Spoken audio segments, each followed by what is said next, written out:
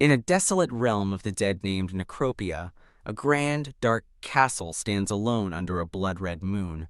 Within the castle, halls gleam with endless golden pillars, intricate murals, and glorious sculptures. This place is the symbol of absolute power. A menacing, sharp-spiked crown rests in the darkness.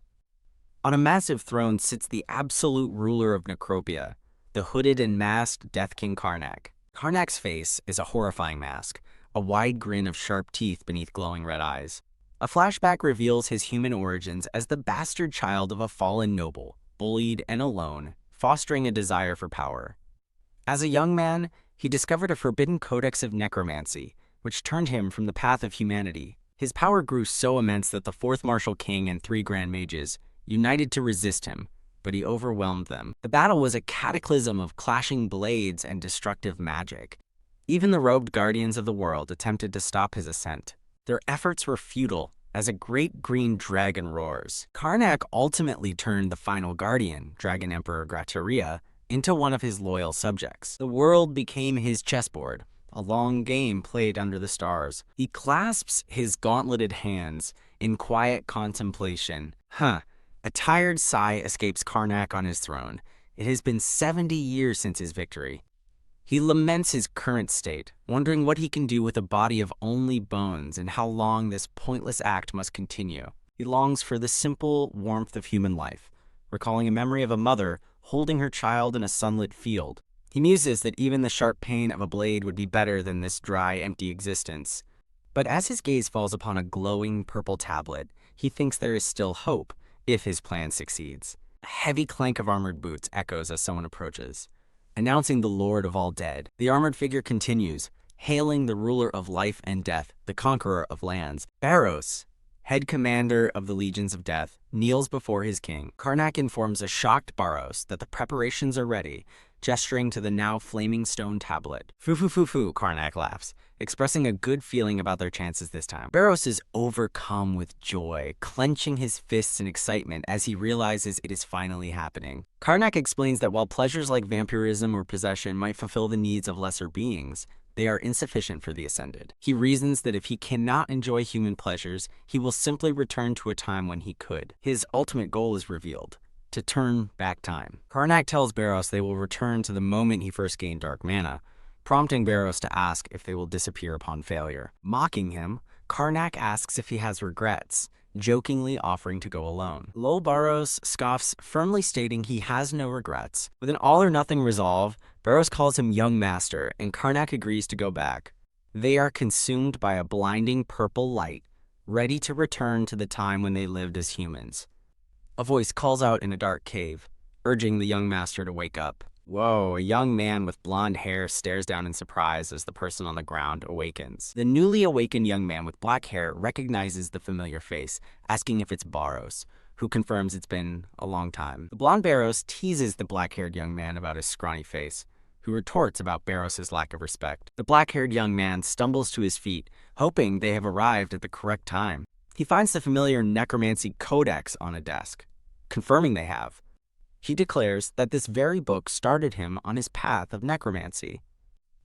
The book suddenly erupts in a torrent of purple flame, shocking him. Barros holds out a ball of crackling energy, explaining it's all the power he has left, prompting his master to question burning the book. Barros states it's better to eliminate the problem now, and the codex is reduced to ashes. The black-haired young man notes that Barros planned everything, while Barros cheekily compliments his master's handsome appearance. As their younger selves, his master's stomach growls, asking for food.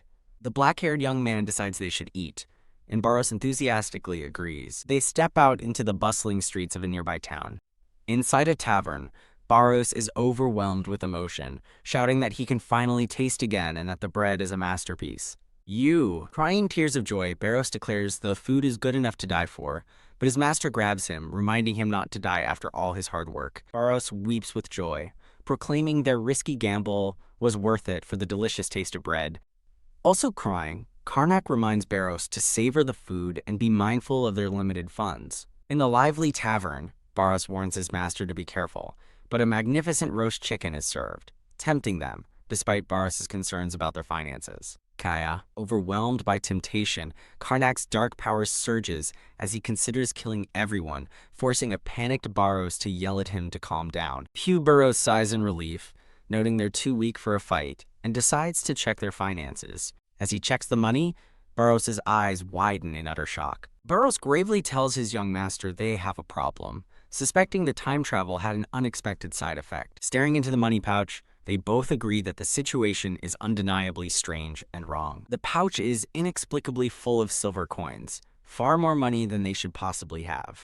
A flashback reveals the Jestard family's dire financial history of failed businesses and accumulating debt. His two half-brothers were useless and offered no help to the collapsing family. He was the bastard child, enduring constant scorn and persecution from his own family. Recalling the torment he endured, he questions why their current situation contradicts his memories of poverty. Confused, Karnak inspects the coins, wondering about the source of their newfound wealth. Sitting together, Karnak worries the regression spell failed, but Barros, being a swordsman, has no answers. Frustrated, Karnak struggles with the inconsistencies between this reality and his memories of the past. Forgetting their worries, Barros excitedly asks if their mysterious wealth means they can finally eat chicken. Giving in to temptation, Karnak declares they'll eat well and decides they should order 1 chicken per person. Their decision is made as a triumphant order for 2 whole chickens echoes from the tavern. Hey! Riding away at sunset, a satisfied Barros enters a food coma while Karnak plans for a long rest. As they ride, Barros scowls, dreading their reunion with the family he despises. Karnak confidently reassures him, knowing he's no longer the powerless boy he used to be. Returning to the mystery, Karnak points out how strange everything is, and Barros agrees multiple things are wrong. Barros recalls the first oddity. The stage station manager was unusually respectful and eager to please them. It made no sense for a fallen noble to own such fine horses, or be treated with such deference. He then remembers the citizens, who once scorned them and called them scoundrels, yet this time, those same people were inexplicably overjoyed to see them, a change Barros found deeply unsettling. Agreeing the situation is unnerving, Karnak resolves to find answers once they reach home, which is now close. As the sun sets, they finally catch sight of a magnificent mansion on a distant hill, their home. A nostalgic smile touches Karnak's lips as he gazes upon the familiar sight of his former home. Barros, however, feels only annoyance, remembering the place holds no good memories for him.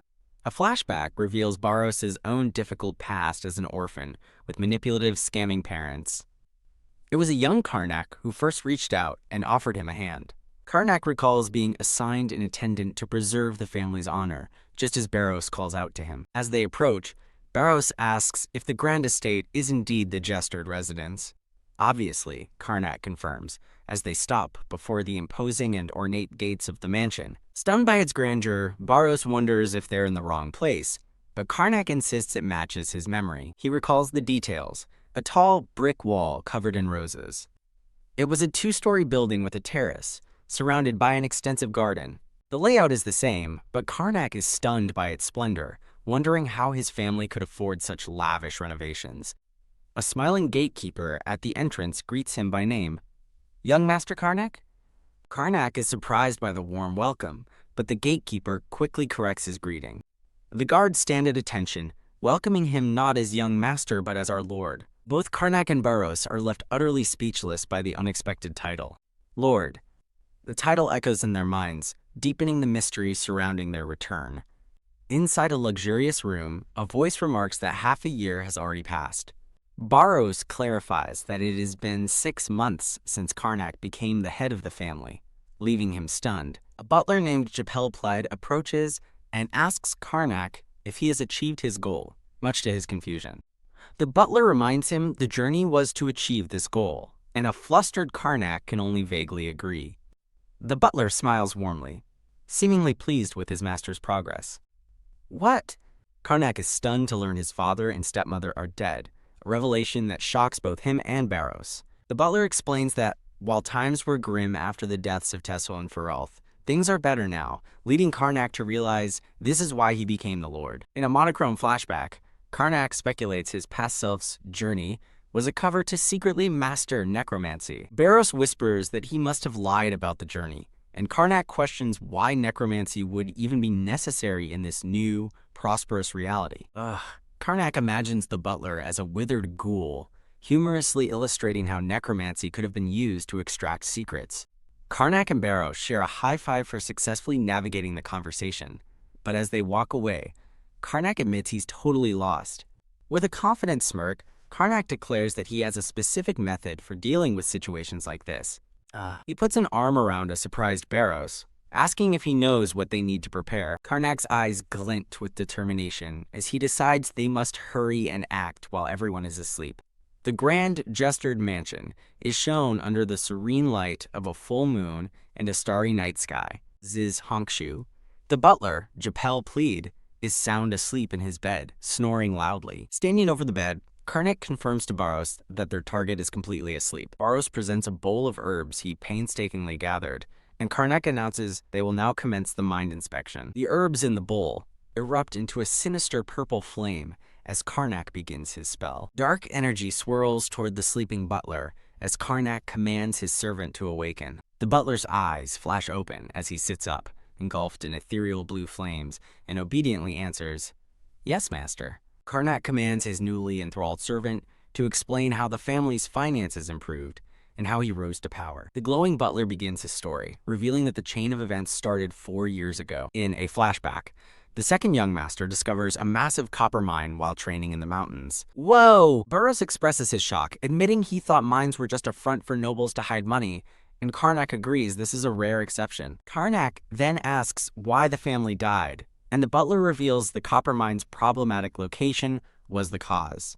A map illustrates that the mine sat in a neutrality zone, sparking a war between the Gestured and Deventer families who both claimed ownership.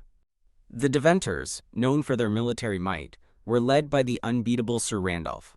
The formidable Sir Randolph is shown slaying Baron Kraput and even killing the Gestured family's eldest son, Tessel. The narration explains that the Baroness died from shock not long after, leaving a scene of disarray behind. With the heirs gone, the minor Karnak was chosen as successor, and the families agreed to a ceasefire until he came of age. Despite a handshake sealing the truce, concerns lingered over war compensation and the fate of the copper mine. Just when all seemed lost, young Master Karnak presented a solution to save the family from ruin. To the crowd's shock, Karnak's past self bravely requested a trial duel against Viscount Deventer.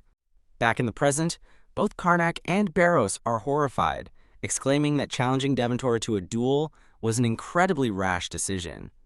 A title card announces the event, Trial Duel. The duel is explained as a holy rite, where a substitute warrior can fight, with the gods deciding the victor in a grand coliseum. Karnak facepalms, realizing it was his reckless past self who made the call, and dryly remarks, "No wonder everyone likes me." He deduces his past self chose the duel to avoid a losing war, as winning would secure the mine, while forcing the Deventers to accept. A worried Barrows points out that with Karnak's current fighting skills, he is certain to die in the duel. Unfazed, Karnak vows to prepare and asks his servant when the duel is scheduled. The answer is 1 month from now. Oh man. Both Karnak and Barrows panic, realizing 1 month is far too little time to prepare for such a deadly fight. Barrows is stunned to find a table filled with an exquisite array of cakes, sandwiches, and other desserts. Kia. Karnak proudly tells a blushing Barrows that he prepared the feast as a reward for his hard work. Nom nom. While enjoying a sweet treat, Barrows worries about Karnak resting with the duel so close, but Karnak has other plans. Karnak slyly asks Barrows to attend the duel in his place, reminding him that substitutes are allowed by the rules. Refusing what he calls bribery, Barrows argues that he can't fight, even though Karnak reminds him he's killed 3 martial kings before. Barrows explains his past victories were due to Karnak's necromancy, not his own martial prowess. Gasp! He illustrates his point with a chibi version of himself, unable to hold a sword, saying a month is nowhere near enough time to train. Karnak tells him to stop eating, but Barrows pleads with him not to be petty, explaining there's no one else in the Night Order strong enough. Breathed in purple energy, Karnak reveals his true plan. They have one choice left, to use necromancy. Leaning back, Karnak admits there's a problem with that plan. He recalls a time they were on the run after using necromancy to eliminate another household, showing a dark forest chase. In the flashback, the priests of Alium had caught them, branding Karnak a devil for his dark arts. The priests of Alium corner a younger Karnak and his undead servant, certain that he is a necromancer. A dark-haired necromancer unleashes his power, summoning resentful spirit wraiths from a purple abyss. As the shadowy wraiths descend, a group of knights below identify the evil magic and brace for impact. A priest in white robes desperately raises a glowing guardian plaque, a holy relic meant to ward off the approaching evil. To the priest's horror, the goddess's blessing fails as the dark energy overwhelms his holy magic, and the necromancer reaches forward. Wah! Amid the chaos, a white-haired man grabs a younger dark-haired man, urging him to run, while the others buy them time. The fleeing dark-haired man wonders how they knew he was using necromancy, and his companion explains that priests can detect it, unlike others. Eh? The dark-haired man is utterly shocked by this critical oversight in his plan.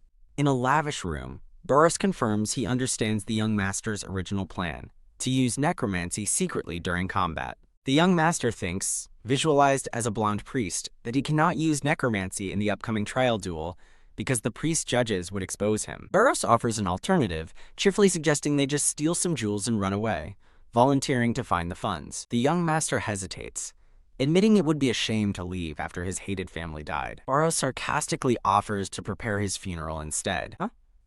The young master quickly stops Burrus from leaving, telling him to sit back down. Looking nervous but determined, the young master announces that while it's dangerous, he has an idea. The scene shifts to the northern port of Deventer, where knights are engaged in intense sparring before their trainer calls for a break. Wah! The knights collapse in exhaustion under the watchful eye of a stern, blonde-haired commander. A man approaches the commander, identified as Randolph, Deventor's strongest knight, asking about his duel preparations. Haha. Randolph scoffs, seeing his opponent as unskilled, but Sir Bright warns him not to underestimate him. Randolph confidently dismisses the advice, telling him not to worry. Sir Bright remains pensive, believing Randolph will win but still wary of the new lord's hidden plan. His attention is drawn to a crowd of merchants and outsiders near the training yard, noticing a man with a white bandana among them. Irritated by the distraction, Sir Bright watches the merchant hawk his cheap wares to local women. The merchant, a disguised Burrus, observes the training yard with a knowing smirk, thinking, I get it. A mental assessment of Randolph reveals his simple, heavy sword techniques and lack of aura make him predictable. This predictability is seen as a key weakness and a major advantage for Randolph's opponent. Watching the knights, the disguised Burrus concludes that even so, a month of training won't be enough for his master. A blonde woman in a red dress confronts Burrus, asking why he's staring at her brother, Randolph. Startled, Burrus quickly feigns admiration, claiming he's just a fan of the famous knight. He seamlessly transitions into a sales pitch, offering the lady a handkerchief at a special price. Oh my. The woman appears intrigued by his selection of fine handkerchiefs and jewelry. As she selects an item, Burrus compliments her taste, secretly relieved that his cover wasn't blown. Later, at the Jester's Estate drill hall, Burrus returns to check on the young master's stamina training. He cries out in terror, "Young master!" finding him collapsed on the ground with his soul seemingly floating away. Burrus desperately shakes his master, who groggily pleads with him to stop before he throws up. After completing 50 laps, the exhausted young master is chided by Burrus for his poor stamina. The young master questions the point of the training, but Burrus insists his shrimp-like body desperately needs it. Phew. Now clad in armor, the young master lets out a weary sigh and begs for a rest. Burrus reveals that was just rehab, and the real training is beginning, his form twisting into a demonic visage that terrifies the young master. The brutal regimen starts with a hearty breakfast of meat to build strength. Next on the list is 100 push-ups, a number the young master finds utterly daunting. He struggles to complete 100 pole swings, a task Burrus performs effortlessly with a massive hammer. The workout continues with 100 squats, with Burrus adding a heavy stone for resistance. After the intense session, even the formidable Burrus needs a moment to rest against a wall. Burrus notes his master's improved stamina, but reveals his own superior physique comes from doing twice the training. With conditioning complete, Burrus announces the start of sword training, sparking the young master's excitement. Burrus hands the young master a training sword, to begin their swordsmanship practice. Barros critically observes his master's form, immediately concluding, "It's a mess." Barros relentlessly drills the young master, shouting a barrage of corrections to fix his terrible stance. Finally holding a decent stance in full armor, the young master is told he might now survive more than one attack. Barros prepares to attack, his sword glowing with blue energy, while the young master readies himself for the counter. UCK. During a training session, Karnak grunts as he barely blocks a powerful blow, thinking his opponent is incredibly quick. His sparring partner, the white-haired Barros, swings his blade and chides him for not getting into a proper stance. Overwhelmed by Barros's barrage, Karnak can only grit his teeth and try to maintain his defensive stance. MVGH. A crushing blow lands squarely on Karnak's chestplate. The force of the attack sends Karnak crashing to the ground, utterly defeated in the spar. Looking down at him, Barros explains that this overwhelming power is how knights can easily dominate civilians in a fight. Barros helps Karnak up, instructing him to hold his stance and dodge, but Karnak admits that even if he holds his position, he can't evade the next attack. Standing up, Karnak questions if this intense training is truly necessary, so Barros clarifies the goal is simply to show his fighting will to Randolph. Barros explains that Randolph loves to show off and toy with opponents, but he'll end a fight quickly if his foe loses the will to fight, as a drawn-out battle would damage his honor. The lesson is clear, as Barros tells him he must show Randolph that he won't give up. With newfound determination in his eyes, Karnak seems to understand the strategy. Letting out a fierce battle cry, Karnak charges forward with his shield raised. Barros easily parries the attack with a powerful clash of steel and yells, "Louder!" UCK Barros deflects Karnak's sword with a wide swing, sending him staggering back while demanding he yell louder. Eyes burning with resolve, Karnak is told to make sure his cries are heard. UCK Karnak strains as he blocks another ferocious strike from Barros. Varga. He is thrown backward by the sheer force of the impact. Virga. Karnak crashes hard onto his back, the wind knocked out of him. Wreathed in a fiery aura, a furious Barros shouts that he'll be sliced to pieces if he even thinks about taking a hit. Huff, huff. Leaning against a wall to catch his breath, Karnak worries he'll just look stupid if this brutal training continues. Karnak screams as he desperately rolls away from another crushing blow from Barros, who praises the successful dodge. Yes, 2 days before the duel, Karnak is sent sliding across the training ground after another hit, earning a cheer from Barros. Nice Karnak successfully deflects a powerful overhead strike, earning a word of praise from his trainer. Huff exhausted and battered, Karnak sits on the ground, lamenting that he might die from training before even facing Randolph. Looking down at his weary student, Barros declares that he thinks he's just about ready. With a confident smirk, Barros asks if they're ready to move on to the final part of his training. Barros announces he will now teach him the 4 Martial King's sword technique, much to Karnak's surprise. In a cute chibi moment, Barros asks if Karnak has heard of it, then smugly states he knows most sword techniques. He explains that he's learned the techniques of all the Martial Kings except for Rapicel. Karnak asks why he hasn't learned hers, correctly guessing it's because Barros failed to turn her into one of his Death Knights. Barros admits she resisted until he had to cut her into thirds and turn her into a palace gatekeeper, then chillingly asks Karnak if that makes him cruel. Setting the past aside, Barros declares today's lesson is Martial King Lavoon's Delphiad sword technique. When Karnak worries about learning it in 2 days, Barros scoffs at the time frame. Holding up a single finger, Barros declares with a confident grin that they only need 1 day. D-Day arrives at the border between Deventer and Jestard, where a massive crowd has gathered around a circular dueling arena. In the crowd, spectators discuss the fight, with most betting on Sir Randolph, but hoping for a good show. Meanwhile, Karnak's own soldiers express their hope and belief in their lord, having heard how hard he trained. An armored figure makes their way toward the arena grounds. From off-screen, Karnak's voice rings out, telling his companion, "Let's go, Barros." Dressed in magnificent silver armor, Karnak stands ready, and an unarmored Barros respectfully replies, "Yes, young master." The crowd's anticipation grows as they await the start of the trial duel. Thud. A priest of Allium strikes his staff on the ground, silencing the crowd and officially declaring the trial by combat for ownership of the copper mines. Fully armored and resolute, Karnak strides into the center of the arena. Sir Randolph of Deventer is called forth, a large, confident man with a massive broadsword, as the priest notes an equipment handicap has been applied. The priest asks both fighters to pledge to fight honorably in the name of Allium, and they both shout in unison, "I swear." With their pledge made, the priest calls upon the scales of justice to seek out the truth. The two opponents, Karnak and Sir Randolph, finally stand face to face in the dueling ring. The duel is about to begin, as the two warriors prepare for battle in the center of the crowded arena. But Sir Randolph smirks, declaring that the handicap doesn't change anything at all. With surprising speed, Randolph leaps high into the air to deliver a devastating downward slash. Karnak braces himself as Randolph's massive sword crashes against his shield with overwhelming force, the blonde warrior shouting that nothing has changed. With a determined smirk, Karnak states that they will only know the outcome once they see things through. Randolph compliments his opponent, admitting he isn't all talk, as the two warriors face off in the arena. The blonde warrior leaps into the air, bringing his massive sword down in a crushing blow that Karnak struggles to block. In the crowd, Karnak's retainers are impressed, exclaiming that their lord is putting up a decent fight, with one blonde-haired man noting the start is going as expected. A narration explains that Randolph's attack isn't particularly fast or threatening, as he is still just scouting out his opponent. Karnak steadies himself, resolving to stick to his training as he considers his next move.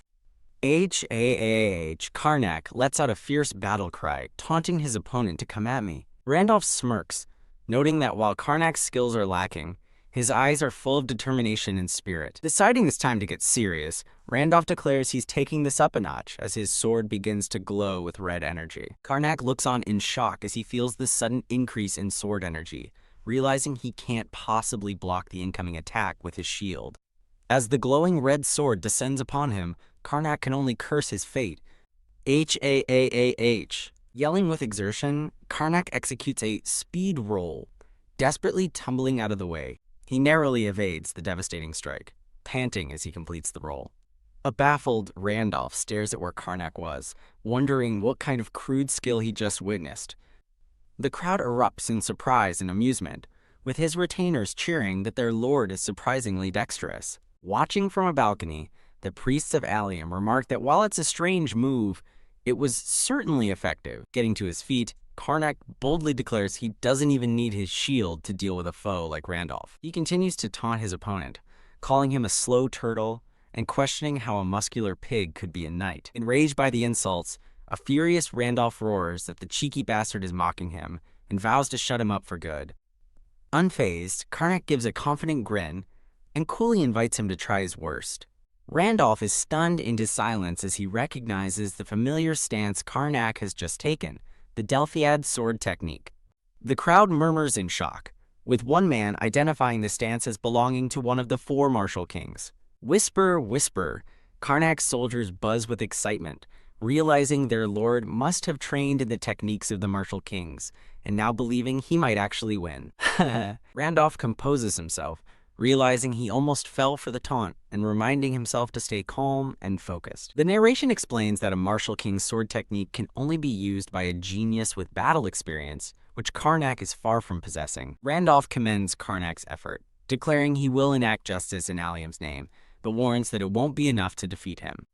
In a flashback, Karnak glares at his training partner, knowing this stance isn't enough to win. During the training flashback, Karnak questions if he can really learn a martial king's technique in one day, but the white-haired Baro scoffs that he only needs to copy it roughly. The blonde-haired retainer from the crowd tells Karnak he just needs to show enough skill to look like he trained, but Karnak asks about their real plan. Back in the duel, a blast of energy sends Karnak flying, as he thinks that nobody told him he'd get beaten up this badly. Karnak screams in pain as Randolph lands another powerful blow, sending him reeling. Randolph grunts as he deflects a strike, thinking that despite the beating, he must finish what he started. Though battered and bruised, Karnak roars in defiance, shouting that this is nothing and that the sword of House Jestard will never fall. Randolph scoffs at the idiot's words, pointing out he's completely beaten up, but Karnak continues to shout his family's honor. The crowd is deeply moved by his fighting spirit, wondering how they could have ever thought of their lord as a mere lout. Wiping away tears, the spectators cheer him on, declaring that even if he's a little stupid, he's the perfect lord for them. Baros watches from the sidelines with a satisfied smile, noting that Karnak is successfully avoiding direct hits, and that the brutal training is paying off. Growing irritated, Randolph thinks that Karnak has a talent for talking smack, and that he's too annoyed to drag this out any longer. Karnak pants for breath, barely able to stand, yet still managing to challenge his opponent to come at him. Having had enough, Randolph unleashes a massive wave of purple energy and declares, "I'll end it here." Seeing the final, powerful attack coming, Barros grins with wicked anticipation and exclaims, "Finally!" Barros yells for his lord to brace himself, and Karnak realizes with grim determination that it's finally time. In a flashback, Barros instructs him that simply mimicking the moves is a trick, but that he will show him exactly what to do. As Barros' voiceover predicts Randolph will attack his legs to immobilize him, Randolph does exactly that in the present. Following his master's instructions, Karnak shifts into a defensive stance and stabs his sword into the ground, blocking the low strike. Randolph's eyes widen in disbelief, shocked that a complete newbie managed to block his finishing move. As Barros' voice instructs him to swing his sword upward in a diagonal arc, Karnak executes the counterattack perfectly. The upward slash connects, knocking Randolph's sword and leaving him open. Following the final instruction to quickly switch his grip, Karnak adjusts his hands on the hilt of his sword. With a reverse grip, Karnak unleashes a devastating spinning attack. Double uppercut, overkill. Panting heavily, the armored Karnak struggles to catch his breath after unleashing his ultimate attack. Sir Randolph stands with a fresh cut on his chest, unimpressed as he asks, "Is that all you've got?" Resting his massive sword on his shoulder, a smirking Randolph mocks the attack, saying a kitten could scratch him better. The blonde warrior confidently repeats his taunt, declaring that even cats can scratch harder than Karnak. Huff, huff. Still on the ground, a winded Karnak pants in exhaustion, wondering if this is the end. Watching from a balcony, a group of priests look concerned, with one declaring, "Oh no," as another grimly notes the match is already decided. In the crowd, Karnak supporters are crestfallen as they realize miracles don't exist, and that reality is cruel and unfair. Looking up at Randolph from the ground, Karnak defiantly asks if mere concern is all his opponent has for someone risking their life. A sinister grin spreads across Karnak's face as he thinks that this isn't so bad, and that he won't have to feel sorry afterward. Randolph is taken aback by Karnak's strange expression, just as dark, shadowy energy begins to bleed from the wound on his chest. Randolph screams in agony and shock as the strange black energy violently erupts from his body. A gray-haired priest watches in horror, recognizing the ominous aura and exclaiming, "Wait, don't tell me!" Swirling black tendrils envelop Randolph, who struggles against them and furiously demands to know what is happening. Karnak charges forward, vowing not to lose, while Randolph cries out in agony as the dark energy attacks his legs. A massive explosion of energy erupts from the arena floor, engulfing Randolph. The crowd watches in shock as Randolph is overwhelmed by a black aura, questioning its incredible power and wondering if it's battle aura. Karnak's blonde retainer points dramatically, shouting that it's necromancy and must be the power of the devil.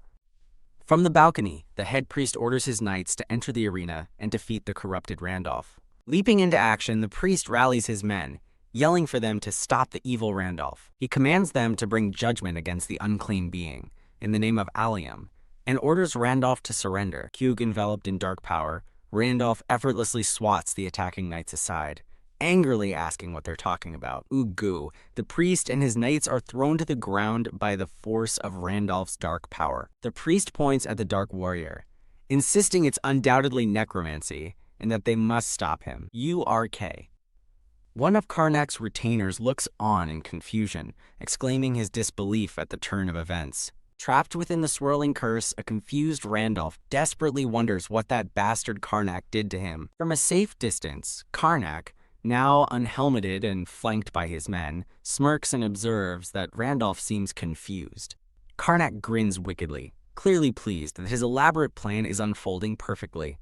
Randolph chokes as the dark energy surges, constricting him with overwhelming force. The priest concludes that Randolph is being controlled by the curse because he's unskilled, and orders his men to kill him at the first opportunity. Randolph screams, "No!" as the dark energy explodes outwards, knocking everyone back in a final devastating blast. The dark energy converges on Randolph in a crushing final blow, causing him to scream in pure agony. Yag blood flies from Randolph's mouth as he suffers the full force of the curse's attack.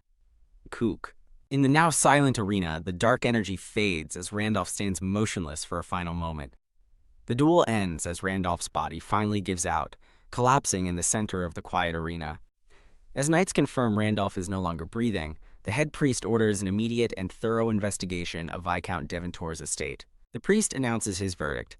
Deventor's fighter disgraced the holy trial with dark power, while Baron Karnak of Jestard stands by. At the estate of Viscount Deventor, officials announce they've found damning evidence: blankets and cloaks marked with necromancy symbols.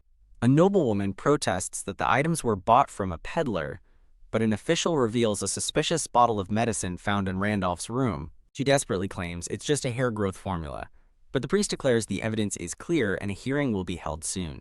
At a lavish victory feast, Karnak marvels at the incredible food, which he declares is fit for champions. Yum!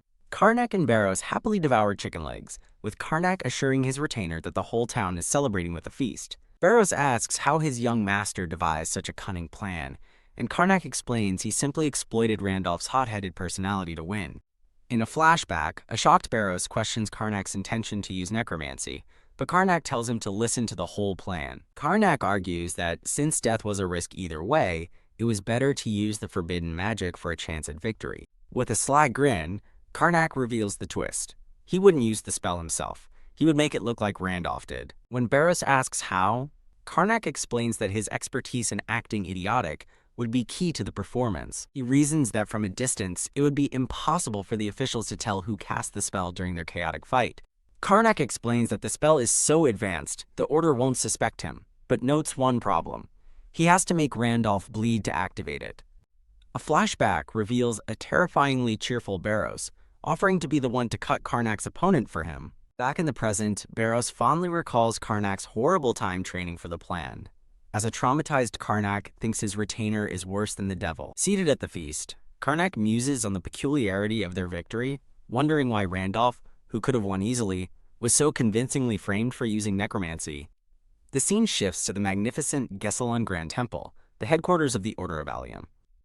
Holding a small vial, the gray-haired priest declares that this was no ordinary necromancy. The vial contains a dark crystal shard, identified as a fragment of the transcendent, which the priest notes was a perfect attribute match, just as the goddess warned. Back at his estate, a gleeful Karnak celebrates his incredible luck in his new life. Yay, Tilda! Karnak and Barrows cheer together, with Karnak declaring that with the world in their favor, all they need to do is enjoy their second lives. Walking down a corridor, Barrows warns his young master that with the Deventor family gone, other powers will target their minds, prompting Karnak to resolve to strengthen his necromancy.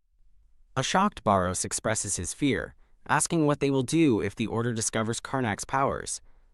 With a confident smirk, Karnak replies that he simply needs to find a way to use necromancy without getting caught. 3 months later, the scene settles on the Jestard estate under the night sky. Inside, Karnak sits meditating within a vast, glowing green magic circle that fills the entire room. He concentrates intently, focusing his energy as a bead of sweat rolls down his face. Moonlight streams through a large window as Karnak begins his incantation to call upon and filter the corrupt energy of the deep night. He gathers, swirling dark tendrils into his hand, reprocessing the chaotic energy to create magic. Whoosh! The dark energy in his hands erupts into a volatile, red-hot magical flame. Karnak grins in triumph as a stable wisp of red fire floats above his palm, declaring, "Perfect!" It finally worked.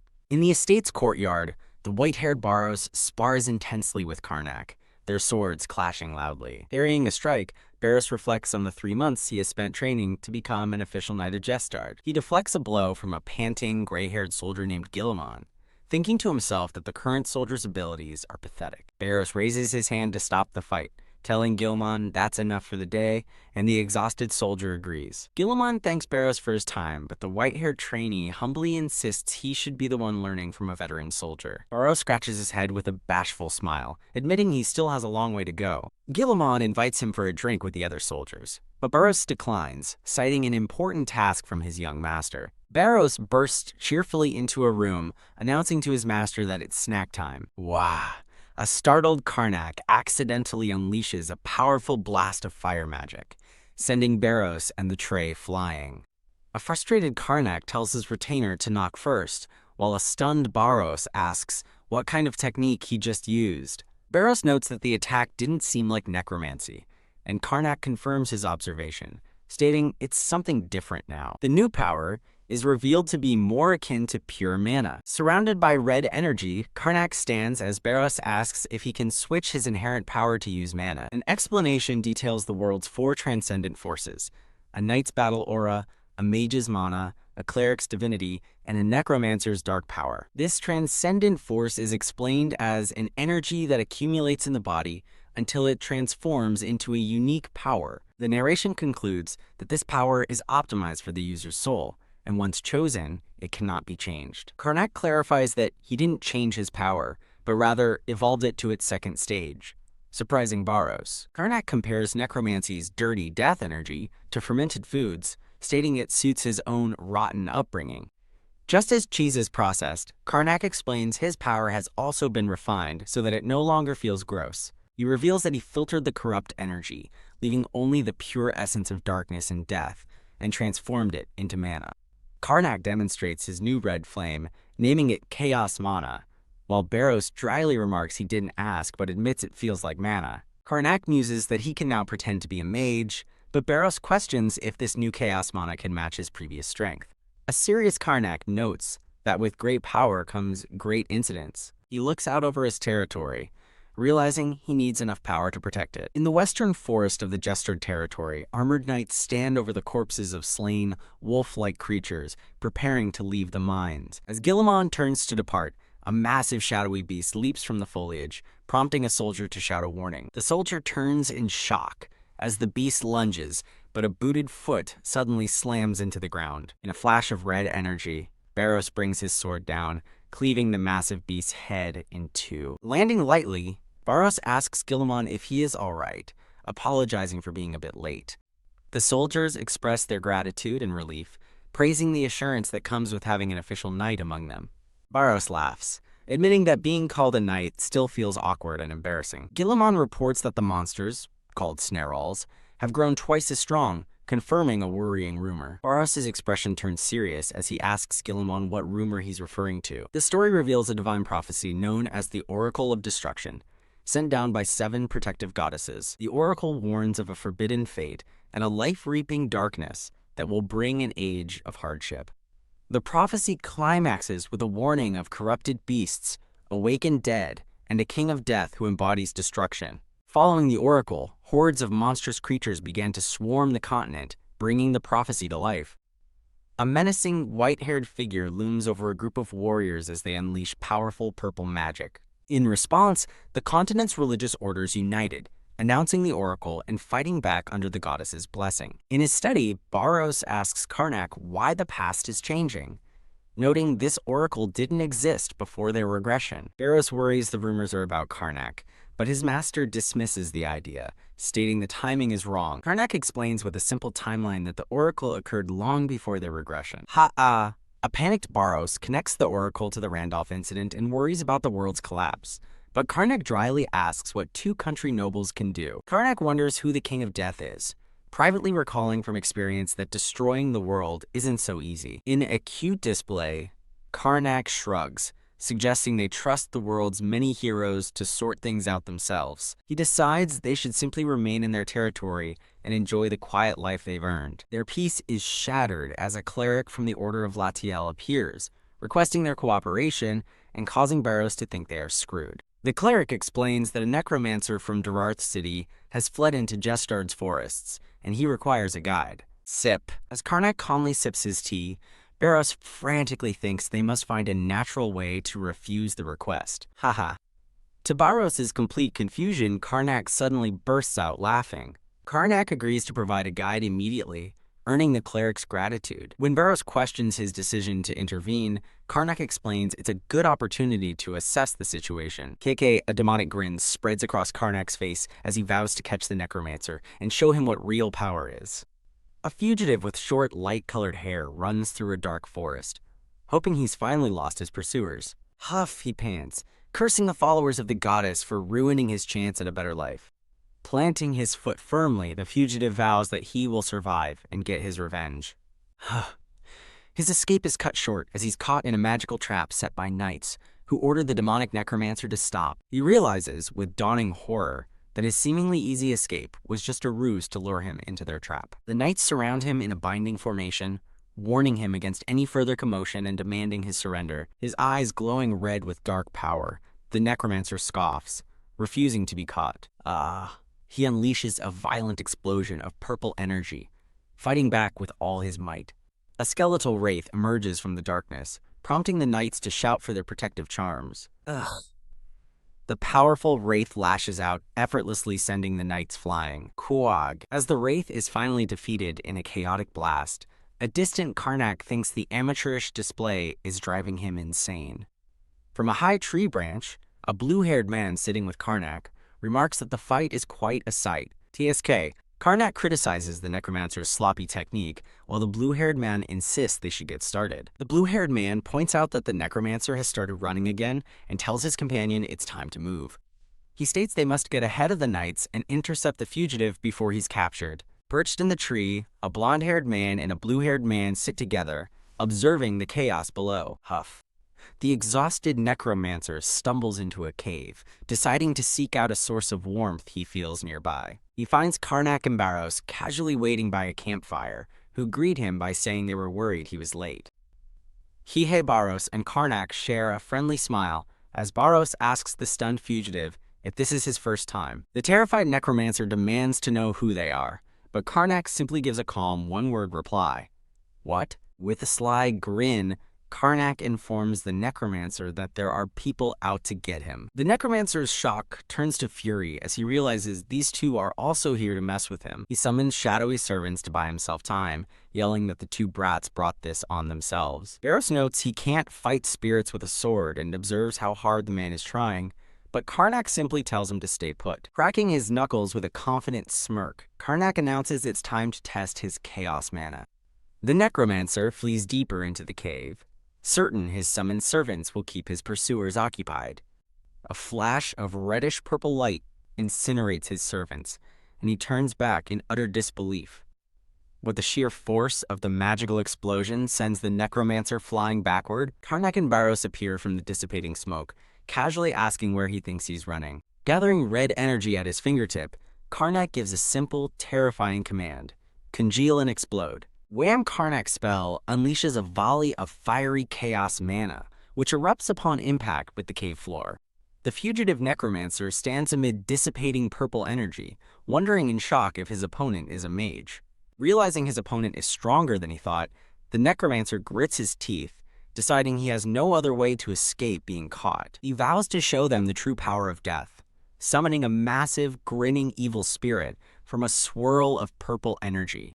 Oh ho! Observing the scene, the white-haired Barros remarks on the Necromancer's energy, while Karnak corrects him with a sigh, noting the man is a fool for calling a wraith an evil spirit.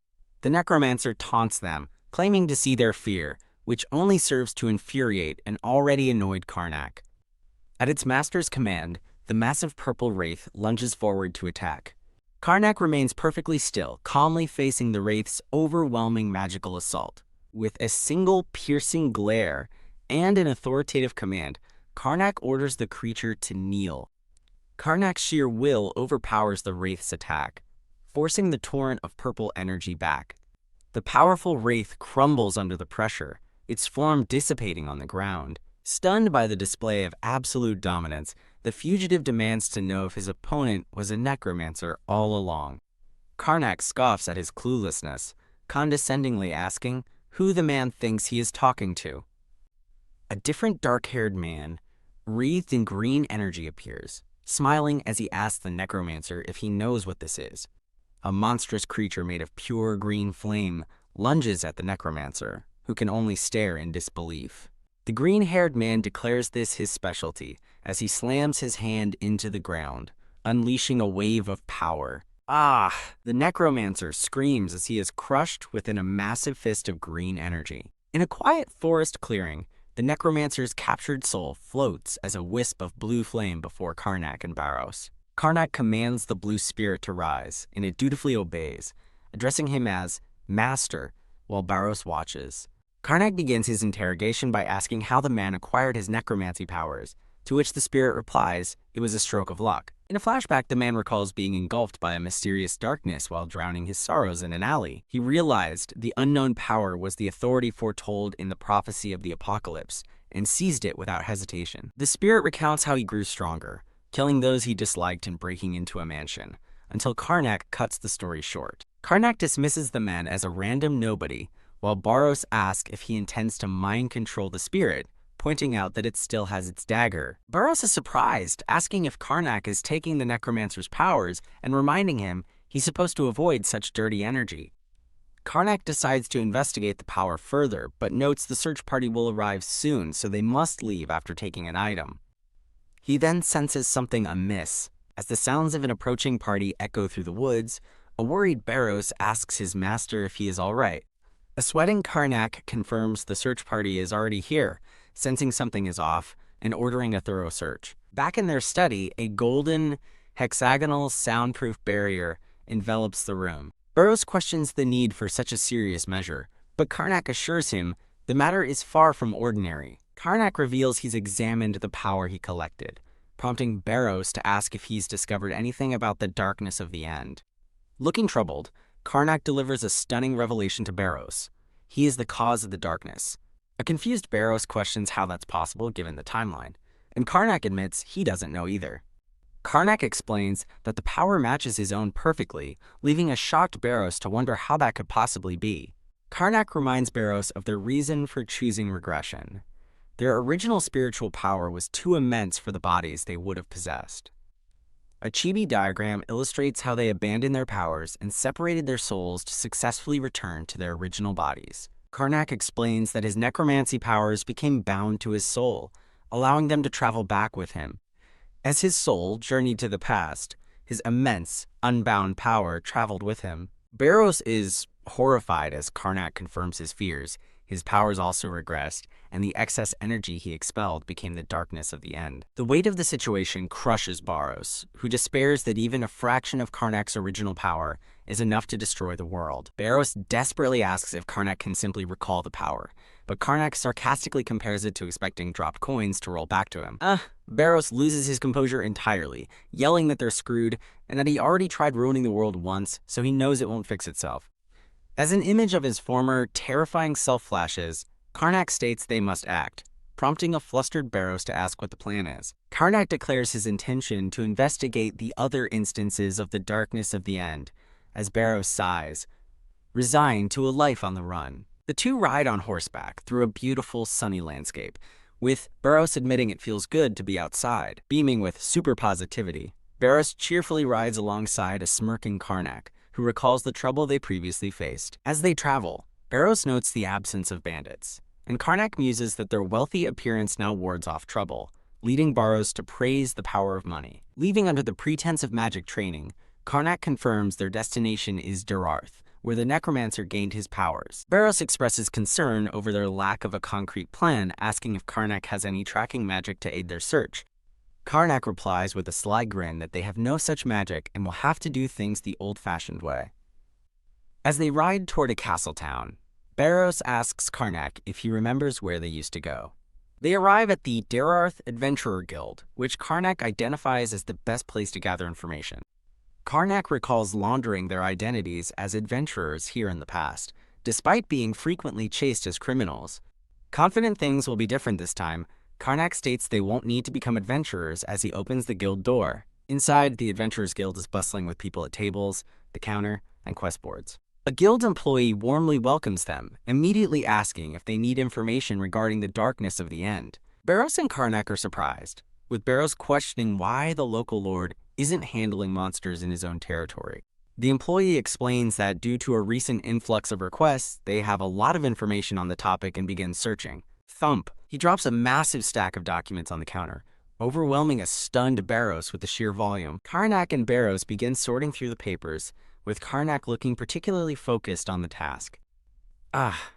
Overwhelmed by the pile of documents, Barros groans that there is far too much false information. A glance at the reports reveals trivial incidents like scams and domestic disputes being falsely blamed on the darkness of the end. When the employee offers to filter the files, Karnak declines, insisting on taking everything for the sake of detail. Karnak places a glowing hand on Barros' shoulder, explaining he'll use magical messaging to talk privately in the crowded guild. He explains that important clues can be hidden in useless files, prompting a chibi Barros to groan at the tedious work ahead. A man's shout interrupts them as he demands to know why no one will believe him, catching their attention. The red-haired man frantically tries to convince a skeptical crowd that a real, evil necromancer is in their town. HMPH. He storms to the counter to file a report, and the employee calmly asks about the necromancer sighting. The man fumes, yelling that neither the guild nor the temple will believe his story. The red-haired man glares with grim determination, ready to make his case. He explains that a charming, wealthy foreigner named Cleo recently arrived and moved into an abandoned mansion. Cleo quickly won over the townspeople by hosting frequent festivals and being generous. Sobbing, the man reveals even his fiancée Emily fell for Cleo, clutching a crumpled drawing of her. Other adventurers mock him, dismissing his story as jealousy over a common rich playboy. The red-haired man blushes in frustration as the guild employee looks on uncertainly. The employee apologetically explains that he cannot accept the report, pleading for the man to understand. As an alternative, he offers to let the man hire an adventurer, but the quoted price is shockingly high. Calling them frauds, the enraged man storms out of the guild, vowing they will regret their decision. TSK, TSK. The other adventurers gossip, dismissing the man as another jealous fool, falsely crying necromancy. With their investigation yielding nothing, Karnak sighs, and Barros suggests visiting a good restaurant he knows of nearby. Barros eagerly leads the way out as the guild employee promises to contact them if any new information surfaces. Stepping outside onto the stone street, Barros addresses Karnak as young master. Barros voices his suspicion about the man named Cleo, and Karnak quietly agrees with him. Karnak concludes that Cleo is practicing dark magic to harvest the souls of virgins and urges that they must hurry. Standing on a hill overlooking the town, Barros asks Karnak for his thoughts on the situation. Karnak replies, "I'll show you," as he touches Barros's neck, activating a detection spell. Karnak senses a skillfully made barrier around the town that even a high-ranked priest might miss, and decides they must investigate. He tells Barros that their target might just be an ordinary necromancer, not necessarily connected to the darkness of the end. A man in priest robes rushes toward them, waving and calling out to get their attention. Both Karnak and Barros are surprised, wondering what a priest is doing so far from town. The priest introduces himself as Alias, a rank 1 inquisitor, prompting a shocked Barros to realize his high rank. Barros introduces himself and Baron Karnak, surprising Alias, who asks what brings nobility to the area. Karnak claims they were just investigating strange rumors, leading a smiling Alias to ask them for a favor. Whoa!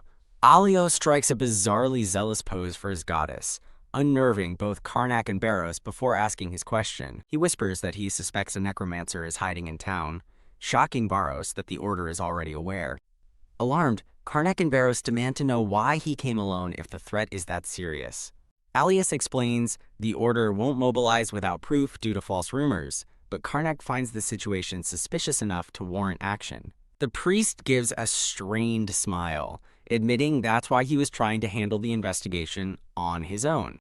Karnak internally assesses Barros, noting his well-used equipment and trained body prove he is not weak. With sparkling eyes, the priest Alias tells them they look very skilled and would be a great help, allowing him to use his spells more effectively. Karnak and Barros exchange an unamused, chibi-style glance in response to the priest's earnest plea. While a confused Alias wonders why they are just standing there, Barros internally worries about what will happen if the priest discovers Karnak is also a necromancer. Karnak thinks with a sinister smile that he will just erase the priest's memories, prompting a horrified Barros to internally beg him not to, as no one ever stays sane after that. Putting on a friendly face, Karnak agrees to help, claiming they are children of the goddess, and shakes a grateful Alias's hand. The scene shifts to a tragic view of countless bodies lying motionless on the ground, outside a grand building at sunset.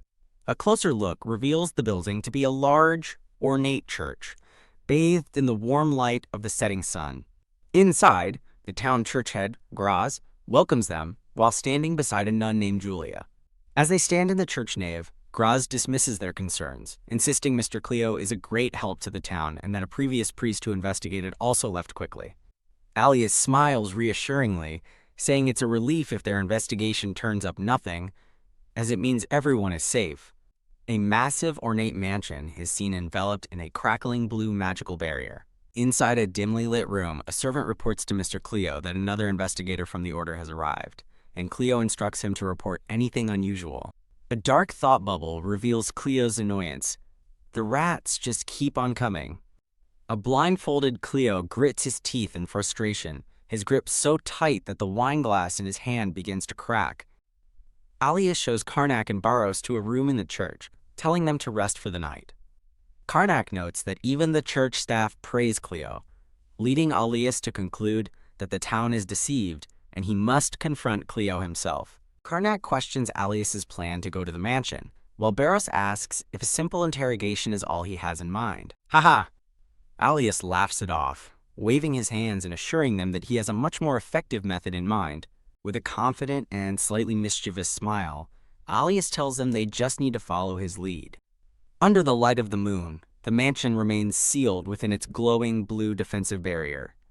Inside, the master of the house, Cleo, is surprised by the sudden appearance of a young maid carrying a box. A reflection in the maid's eye shows a smirking, white-haired man as she tells Cleo she is going to greet an unwanted guest and that he should rest. The maid departs after wishing her master a good night, and he waves her off. The white-haired man, whose spirit now possesses the maid, smirks at how easily his charms worked on the weak human mind. Looking out the window, he laments that after nearly a year of preparation to summon a demon, new hindrances have appeared, but he is confident his barrier will allow him to simply send them away. Thump. The ceiling shatters as Karnak, Barros, and Alias crash into the room, leaving a shocked Cleo to wonder who they are. Disguised as hooded thieves, the white-haired intruder cheekily asks the young master if they can have some of the money he's been giving away. Realizing they are just thieves, Cleo smirks in relief, thinking he was worried for nothing. As the other two thieves grab paintings, one scolds Cleo for laughing and declares it's time to teach him a lesson. Cleo's eyes glow as he unleashes a blast of sharp, dark energy from his hand. A brilliant golden holy shield materializes and blocks the attack, shocking Cleo, who recognizes it as a holy spell. Their disguises vanishing, the trio stands ready, with a smug Alias boasting that his method is proven effective. A stunned Cleo curses himself, realizing he was far too complacent. Snarling with fanged teeth, Cleo decides he has no choice but to eliminate them on the spot. Cleo chants an incantation, and ghostly green undead figures begin to rise from the floorboards around him. Karnak offers to buy them time as Barros charges forward, swiftly cutting down multiple undead with powerful slashes. Barros moves with focused determination, expertly dispatching the rising undead. Karnak joins the fray, unleashing a volley of deadly red magic arrow projectiles. The arrows decimate the undead, but a frustrated Cleo decides to escalate, thinking it's earlier than planned. Cleo summons a swirling green and black portal on the floor, calling forth a beast from the underworld. A colossal pillar of red, demonic energy erupts from the portal, shaking the entire room. A terrifying, horned and winged demon knight emerges from the violent energy. Ha ha! A crazed Cleo laughs, taunting them and asking if they think they can handle his powerful summon. Unfazed, Alias steps forward, his hands glowing with holy light as he invokes the light of Hatoba to cleanse the evil. A massive beam of divine energy called Holy Dispel descends upon the demon knight, shocking Cleo. As the light forms into ethereal wings, a horrified Cleo realizes his opponent is performing a counter-summon.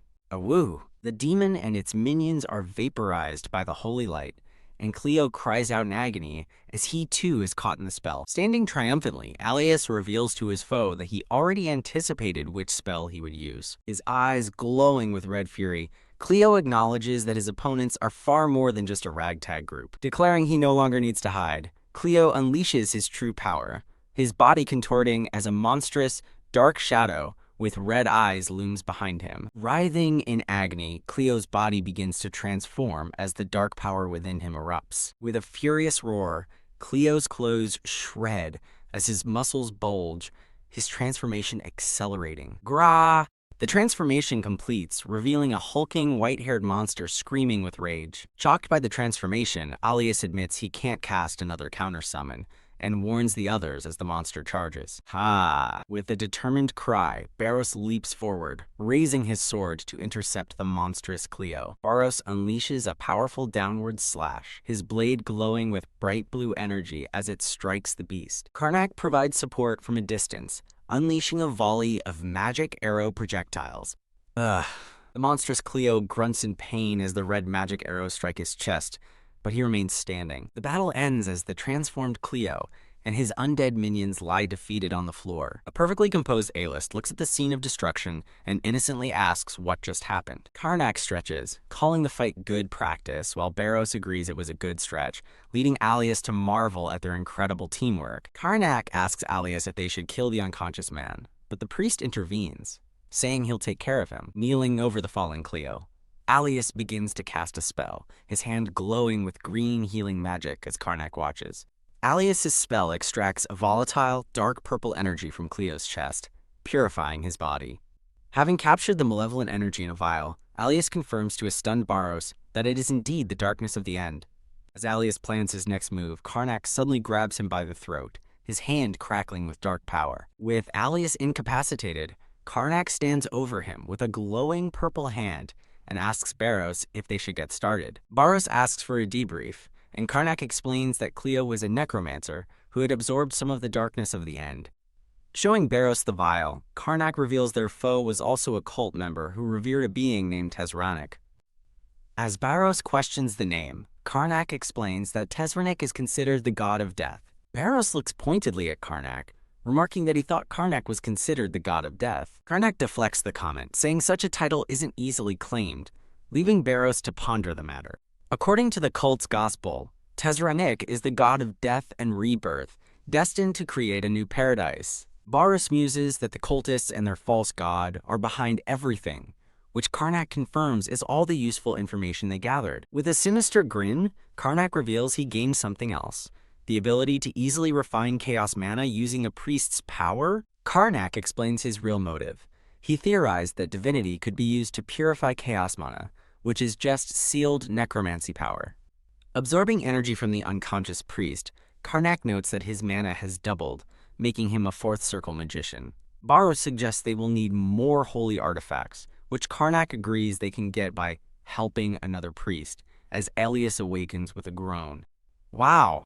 A cheerful Alias laughs off the incident, grateful for their help and completely convinced by their acting.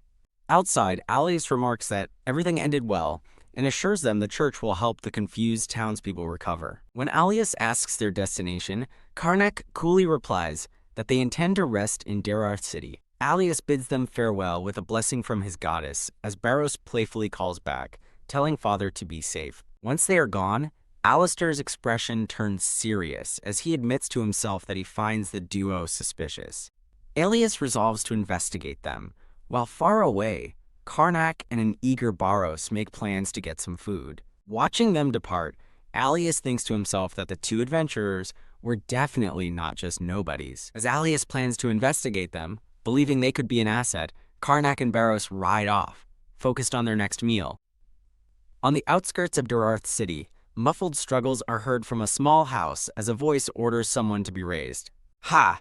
The red-haired man from the guild is pulled, gasping from a tub of water. Hanging upside down, the man desperately confesses to being a necromancer, promising to reveal everything about the power of darkness. Unimpressed, Karnak asks what he knows before ordering Barros to dunk the screaming man again.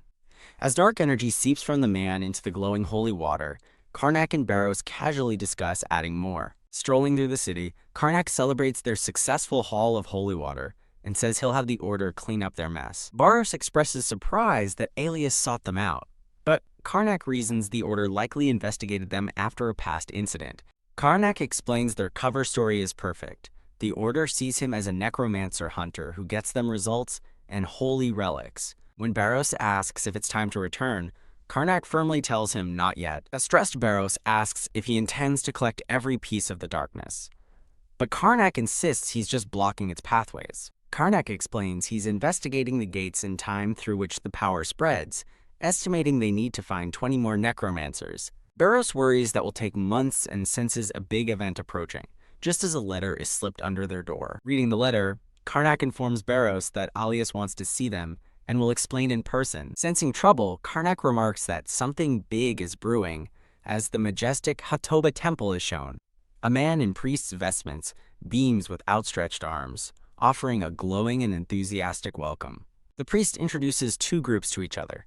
Sarathi and Relthane meet Baron Karnak and his knight, Barros. The blue-haired man presents himself as Relthane, a powerful sixth circle mage. The red-haired woman follows, introducing herself as swordsman Sarathi Allen of the Adventurer Guild. The black-haired man, Karnak, thinks to himself that both Sarathi, a famous aura user, and Relthane, an advanced mage, are quite renowned. An explanation details the power levels of mages and aura users, while Karnak internally laments that he has reached the stage of a grand mage, but lacks the mana to prove it. Another explanation outlines the ranks of aura knights, from red to the legendary gold, noting that Relthane and Sarathi are strong enough to serve as backup. Relthane greets Karnak with reverence, but the dark-haired baron curtly dismisses the need for honorifics. Sarathi praises Karnak for his supposed skill in catching necromancers, but he internally dismisses her as clueless and seems uncomfortable with her proximity. Interrupting the awkward moment, the priest cheerfully suggests they all sit down to begin their important discussion. Now seated at a large table, the priest gravely informs the assembled group that they are facing some trouble. He explains that his order recently got involved in an incident in Trist City, which has created ongoing problems. A map reveals Trist City as a disputed territory situated between the kingdoms of Usteel and Tarlum. To resolve their conflict, the two kingdoms arranged a marriage to create a neutral ruling family for the city, the Count family of Trist. However, the ruling family lacked true authority, allowing the prosperous port city to fall under the control of crime syndicates. The two largest syndicates, the Ranfelts and the Plaths, both claimed heritage to the city and began a bitter war for succession. The kingdoms agreed to recognize whichever faction could properly govern the city, fueling decades of conflict between the two families. The balance of power shifted when the Plaths gained an advantage as a dark, apocalyptic energy began to spread. Allied with necromancers, the Plaths attacked the Ranfelts, but their rivals discovered their use of forbidden magic and reported them to the Order. The Order swiftly intervened, leading to a decisive victory for the Ranfelts, while the Plaths barely managed to survive. Karnak remarks that the situation sounds resolved, but the priest gravely corrects him, stating that the real problem is just beginning. The priest reveals that the victorious Ranfelts are also accused of using necromancy, but they were simply better at hiding it. Relthane asks if both families are corrupt and why the Order was unaware, but the priest says the dark energy left behind makes it hard to be certain. Sarathi angrily declares that the Ranfelts are unforgivable for denying their crimes, while a nervous Barros thinks her words sound uncomfortably familiar. Slam! Karnak furiously pounds the table, calling them unforgivable bastards, as Barros dryly notes his master's utter lack of shame. The priest emphasizes that the Order's reputation is on the line, requiring a discreet investigation, which Karnak agrees is the best course of action. As the group plans to infiltrate the city, Sarathi asks why the Order's own members aren't handling it, prompting the priest to admit something shameful. He reveals the shocking truth. There is an information leak from within the Order. The priest's eyes glow with a cold blue light as his expression turns deadly serious. He discloses that the last group of skilled adventurers sent to the Ranfelts vanished, and they suspect a high-ranking priest, Bishop Straf, is behind it. When questioned by Karnak, the priest confirms he is acting alone on his own authority, intending to report his actions only after the mission is complete. His resolve firming, the priest states they need definitive proof of necromancy before they can act against the bishop. Sarathi voices her concern that the entire city could become their enemy, and the priest confirms that's exactly why he chose them for this dangerous task. The priest expresses his faith that the four of them are strong enough to survive even the worst-case scenario. The scene shifts to the dark, cobweb-filled underground chamber of Ranfelt Manor, where agonized moans echo through the halls. Ugh, chained to the dungeon walls, several prisoners languish in misery. From above, robed figures look down upon a pit filled with bodies, commenting that it's been a while since the Order last sent anyone. One acolyte asks if it's time for the Order to make another move, and a man with brown hair responds that he'll gladly welcome them. A man with a cruel smile is identified as Bishop Straf, a corrupt member of the Hatoba Order stationed at the Trist Temple. Bishop Straf lightly touches a swirling vortex of dark green energy. Dark tendrils lash out from the vortex, draining the life from the screaming prisoners.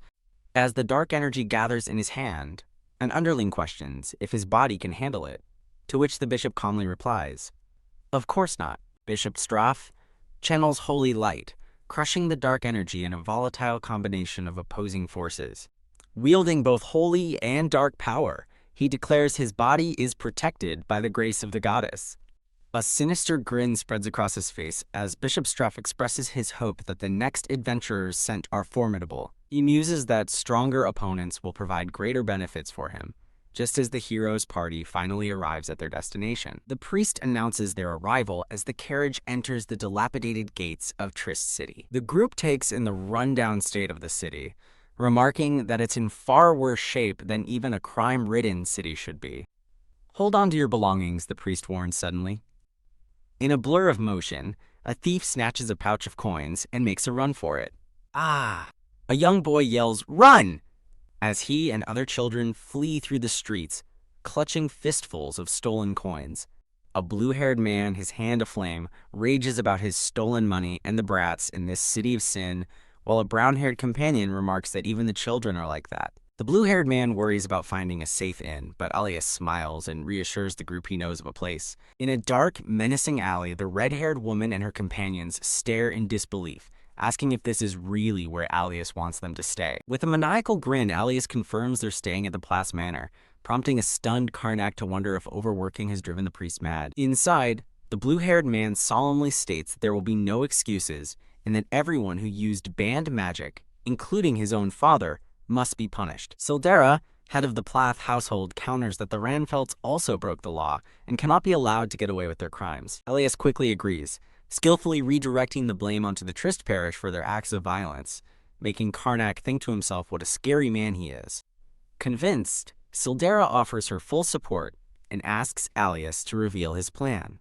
Alias explains that the Ranfelds have reinforced their security, making a direct approach impossible for anyone who isn't highly ranked, setting the stage for his strategy. Beaming with a starry-eyed smile, Alias cheerfully announces his plan to ambush the Ranfelt residents, leaving his audience speechless. The blue-haired man and the red-haired woman question his overly simple plan, but a tiny, confident Alias insists that it is bound to work. Sildera expresses concern that they lack information on the Necromancers, but Alias dismisses her worries, noting the estate's military force is small. The entire party, the blue-haired man, the red-haired woman, Karnak, and Barros, sits with grim determination, ready for the coming battle. The scene shifts to the imposing Ranfelt estate at night, heavily fortified with guards patrolling its grounds. While some guards diligently patrol with lanterns, others are seen relaxing in the shadows, playing a board game.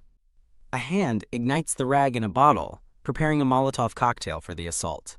3 cloaked figures stand ready with their firebombs as their leader declares their attack is for revenge and gives the order to begin.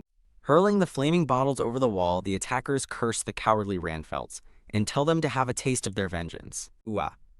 The firebombs explode amidst the guards, who cry out in shock as the courtyard erupts in flames. A guard captain realizes it's an ambush from outside the walls and orders his men to engage the attackers. From above, the assault team is seen clashing with guards in the fiery courtyard, chaos spreading through the estate. Alias notes that their diversion is working and urges his team to use the opportunity to get in, adding that he can smell necromancy from the mansion. Inside, a line of elite knights confronts the intruders, demanding to know if the Plaths sent them. With a confident grin, Karnak steps forward, his staff glowing with power as he offers to greet the knights and kick things off. Karnak unleashes a massive fireball that engulfs the knights in a fiery explosion. As the knights reel, another mage casts chain lightning, sending crackling golden chains to ensnare the survivors. Uag, a knight screams as he's electrocuted, while his comrades wonder how their foes can cast spells so quickly, but their leader urges them not to panic. Under the full moon, the red-haired woman leaps into action, her blade glowing with red energy as a guard recognizes it as a battle aura sword. Ooh-ah! She unleashes a devastating red arc of energy, cutting down multiple guards who are shocked to find an aura user among the attackers. With deadly grace, the red-haired warrior carves a path through the enemy lines, her red aura leaving trails of destruction. Kuag, with a savage grin, she slices through another guard who screams in agony. Watching from the side, Barros clicks his tongue, muttering that her technique is all wrong. As she continues her whirlwind assault, Barros criticizes her movements as disappointing, prompting Karnak to mockingly point out that Barros doesn't even have battle aura. A cloaked enemy charges Karnak and Barros, screaming die, but Barros simply states it's time for him to warm up too. Cuckoo Barros unleashes a massive wave of blue sword energy, effortlessly blasting away a group of attackers. A brown-haired man in red declares it's time to get ready as he summons shadowy tendrils of dark energy from his hand. Kua. The dark tendrils pierce through two guards, who cry out as their bodies are impaled. The brown-haired man and Barros stand over the fallen guards. They are part of the fight seemingly over. Elias suddenly appears, sword drawn, and denounces them as evil bastards, leaving the two men confused. His eyes glowing red with a demonic beast roaring behind him, Alias commands them to surrender, as one of his targets wonders where a priest learned to wield a sword. As the last of the enemy forces fall back, Alias and his allies regroup, observing that the guards were all the enemy had to offer. Standing amidst the smoldering battlefield, the red-haired woman wonders why the Necromancers still haven't shown themselves. Alias correctly assumes the Necromancers are waiting inside the burning mansion, where they hold the tactical advantage. The five heroes cautiously enter the vast, dark hall of the Ranfeld mansion. A mysterious voice echoes from the darkness, welcoming them for making it so far inside as the group looks up in surprise. On a high balcony, a towering, robed specter with a glowing scythe addresses them, noting the presence of a famous aura user and a high-ranked mage. The high-ranked undead specter declares their power is pointless against the dark, as three smirking, black-robed cultists are revealed below him. The team is shown in a cute, simplified art style, cheerfully agreeing that they just need to capture the Necromancers to get the evidence they need. Karnak and Barrows share a greedy glance, thinking that capturing the three Necromancers will bring them a nice payday. Enraged, the lead Necromancer challenges their laughter and unleashes a dark spell with a command. Go. He commands a summoned spectral reaper to absorb the hero's life essence, unleashing a wave of dark power. Alias counters, channeling divine power through his staff and vowing that the goddess's light will punish all that is impure. The holy green light engulfs the dark specter, momentarily halting its menacing advance. With a fierce battle cry, the red-haired warrior unleashes a devastating arc of red battle aura from her sword. She lands on the main floor, facing the three black-robed Necromancers at the top of the stairs as the dark energy swirls around her. With intense focus, the red-haired warrior charges forward to engage the cultists. She clashes with the robed figures, her blade deflecting their dark magic with brilliant flashes of impact. Gasp. A purple-haired companion shouts a warning to Miss Sarathi, reminding her that they are supposed to capture their enemies, not kill them. Suddenly ensnared by bloody tendrils, Sarathi cries out in shock, insisting she didn't summon them. As the grotesque red tendrils spread, her companions stare in horror, realizing the entire mansion is transforming around them. The bloody, fleshy growth consumes the grand hall, twisting the architecture into a living nightmare. Now floating in the warped space, Karnak observes that the Necromancers have altered the very room itself, while another questions if such a feat is possible. The five heroes find themselves trapped and surrounded within the pulsating, fleshy chamber.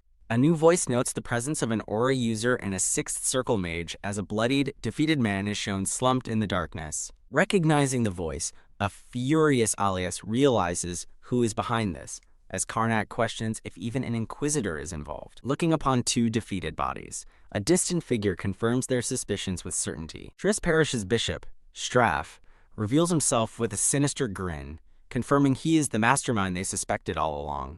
Elias seethes with anger, unable to believe a servant of the goddess would fall to the power of the dark. As the blue-haired man and Sarathi strike the fleshy walls, he realizes the exits are blocked and indestructible. Alias explains that their powers are weakened by the dark energy, but resolves to try and purify the area. He unleashes a massive wave of divine green energy to cleanse the space, but someone senses that something is wrong. His holy magic fails, twisting into a dark vortex as he realizes in horror that his divinity isn't working. A shocked Karnak realizes the terrible truth. The divine power is actually feeding the necromancy. Straf's mocking voice echoes through the chamber, belittling them for thinking their previous encounters were with real necromancers. He smugly explains the true power of darkness, and asks Alias how it feels to finally meet a genuine necromancer. As Elias stares grimly, Karnak turns to his companion and warns, "Baros, get ready." With a sweat drop running down his face, Karnak gravely considers the direness of their situation. His thought concludes with a terrifying possibility. This might be their grave.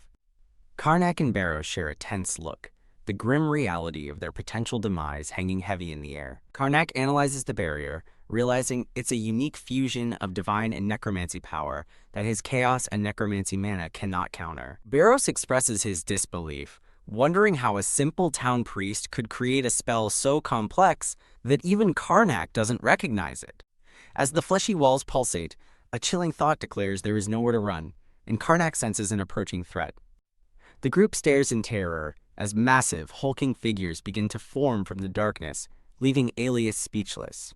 Two towering, chaotic golems, puppets of necromancy, loom over the trapped heroes. One of the colossal stone golems winds up for a devastating punch. Elias desperately prays to his goddess Hatoba, erecting a holy green barrier to protect them. The golem's fist smashes into the divine shield, sending cracks spiderwebbing across its surface. As the barrier fails, the blue-haired man supports the struggling Elias, urging him to hold on while he prepares a counterattack. The blue-haired man channels a powerful spell, summoning violent flames to burn through their enemies. Kua! He unleashes a flame STR spell, but it backfires, exploding and engulfing both him and Elias. With their two mages incapacitated, the remaining heroes are left to face the two towering golems alone. A golem scoops up the unconscious priest and high-ranking mage, as a voice orders them locked in the basement with the other offerings. Sarathi leaps forward, unleashing a powerful aura-infused strike against the golem's massive frame. She looks on in utter disbelief as her attack proves completely ineffective against the magical beast. Oog! The golem effortlessly grabs her, dismissing the others as useless and deciding she will suffice as a prize. Hike! The golem crushes Sarathi in its grasp, her desirable soul coveted by their master, as she lets out a terrified scream. Intervening, with a swift blue-glowing slash, Baros frees Sarathi while reminding her he had warned her to be careful. With his eyes glowing, Baros charges forward, intercepting the golem's massive fist with his sword. The powerful impact shatters the ground, and Baros lands protectively beside Sarathi, a look of surprise on his face. The red-haired woman stares up at the blonde man in disbelief, asking how he performed his feat without using aura as he struggles for an answer. A narrator explains that the shifting mana flow in chaotic golems makes their weak points difficult to target, a feat only possible with experience. Surrounded, the blonde man tells the red-haired woman she's on her own, worried about his stamina and wondering when the young master will step in. Realizing his own necromancy is useless against the chaotic force, the black-haired man attempts to overwhelm it with his own power. As purple energy swirls around his boots, he grimly acknowledges that he still can't control it.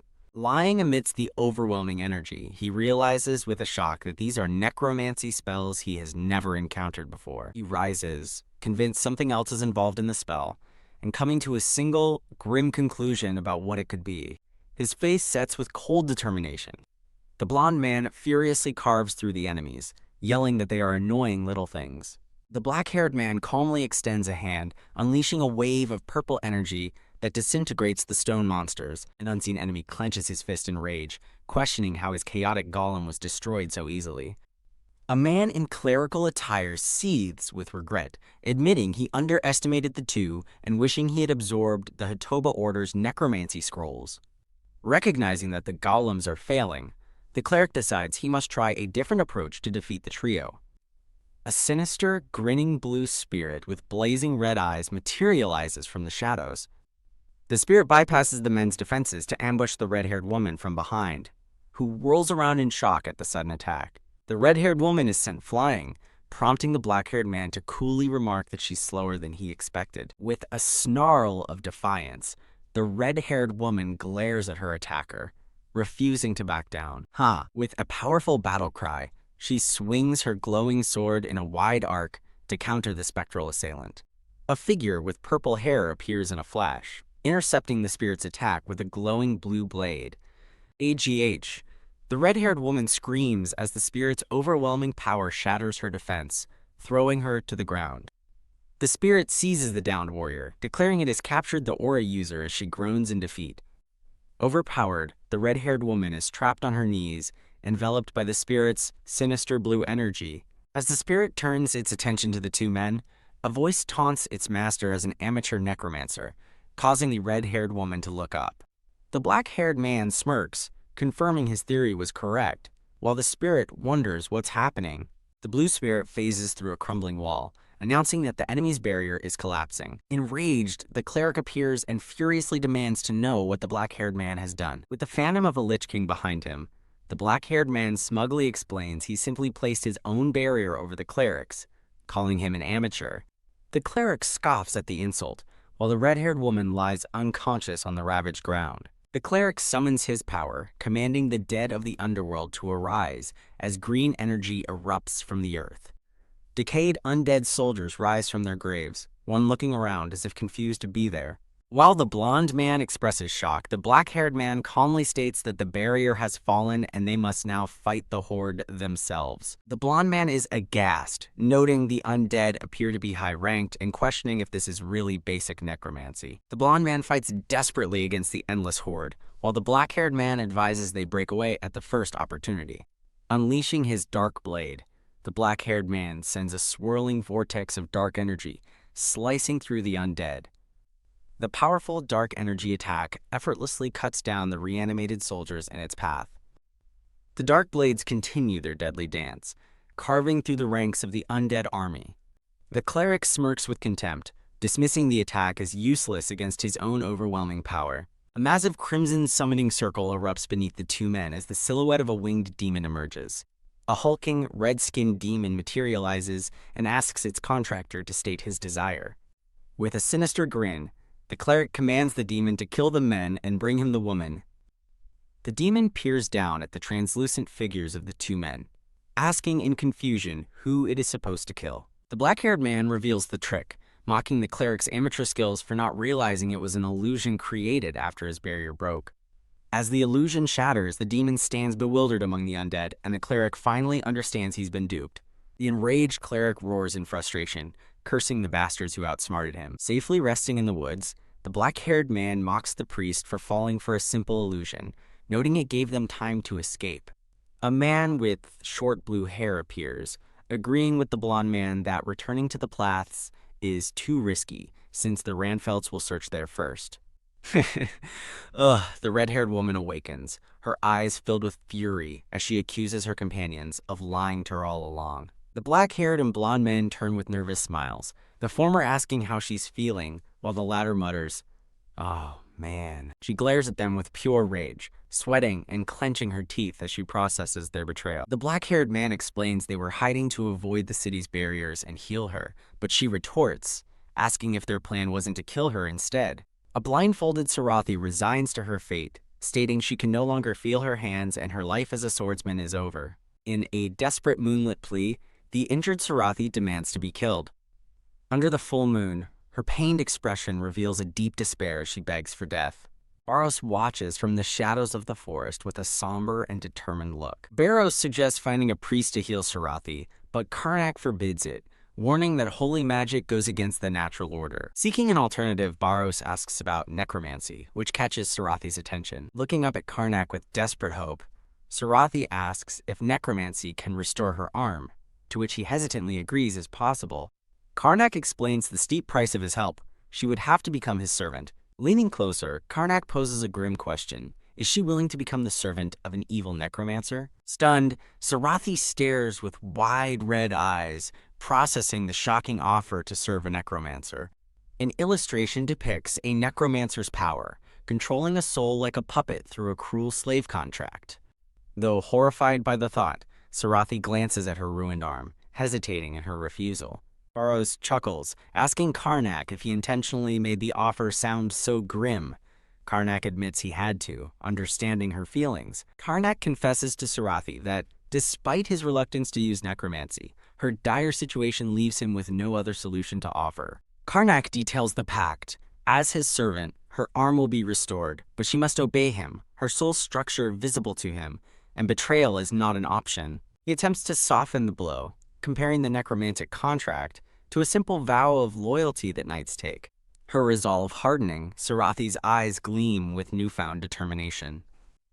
With a look of finality, Sarathi formally requests that he accept her as his servant. Karnak gestured, Lord of Darkness, formally asks Sarathi Allen to be his servant, and she kneels in acceptance. Placing his hand on her head, Karnak initiates the contract, and a powerful violet energy engulfs her. Kug Sarathi cries out in pain as the dark magic painfully sears itself onto her arm. She grits her teeth as the dark, swirling markings of the contract spread across her hands. As the dark energy dissipates, a newly restored hand emerges from the shadows. Sarathi stares in wonder at her perfectly healed hand as Karnak addresses her by name.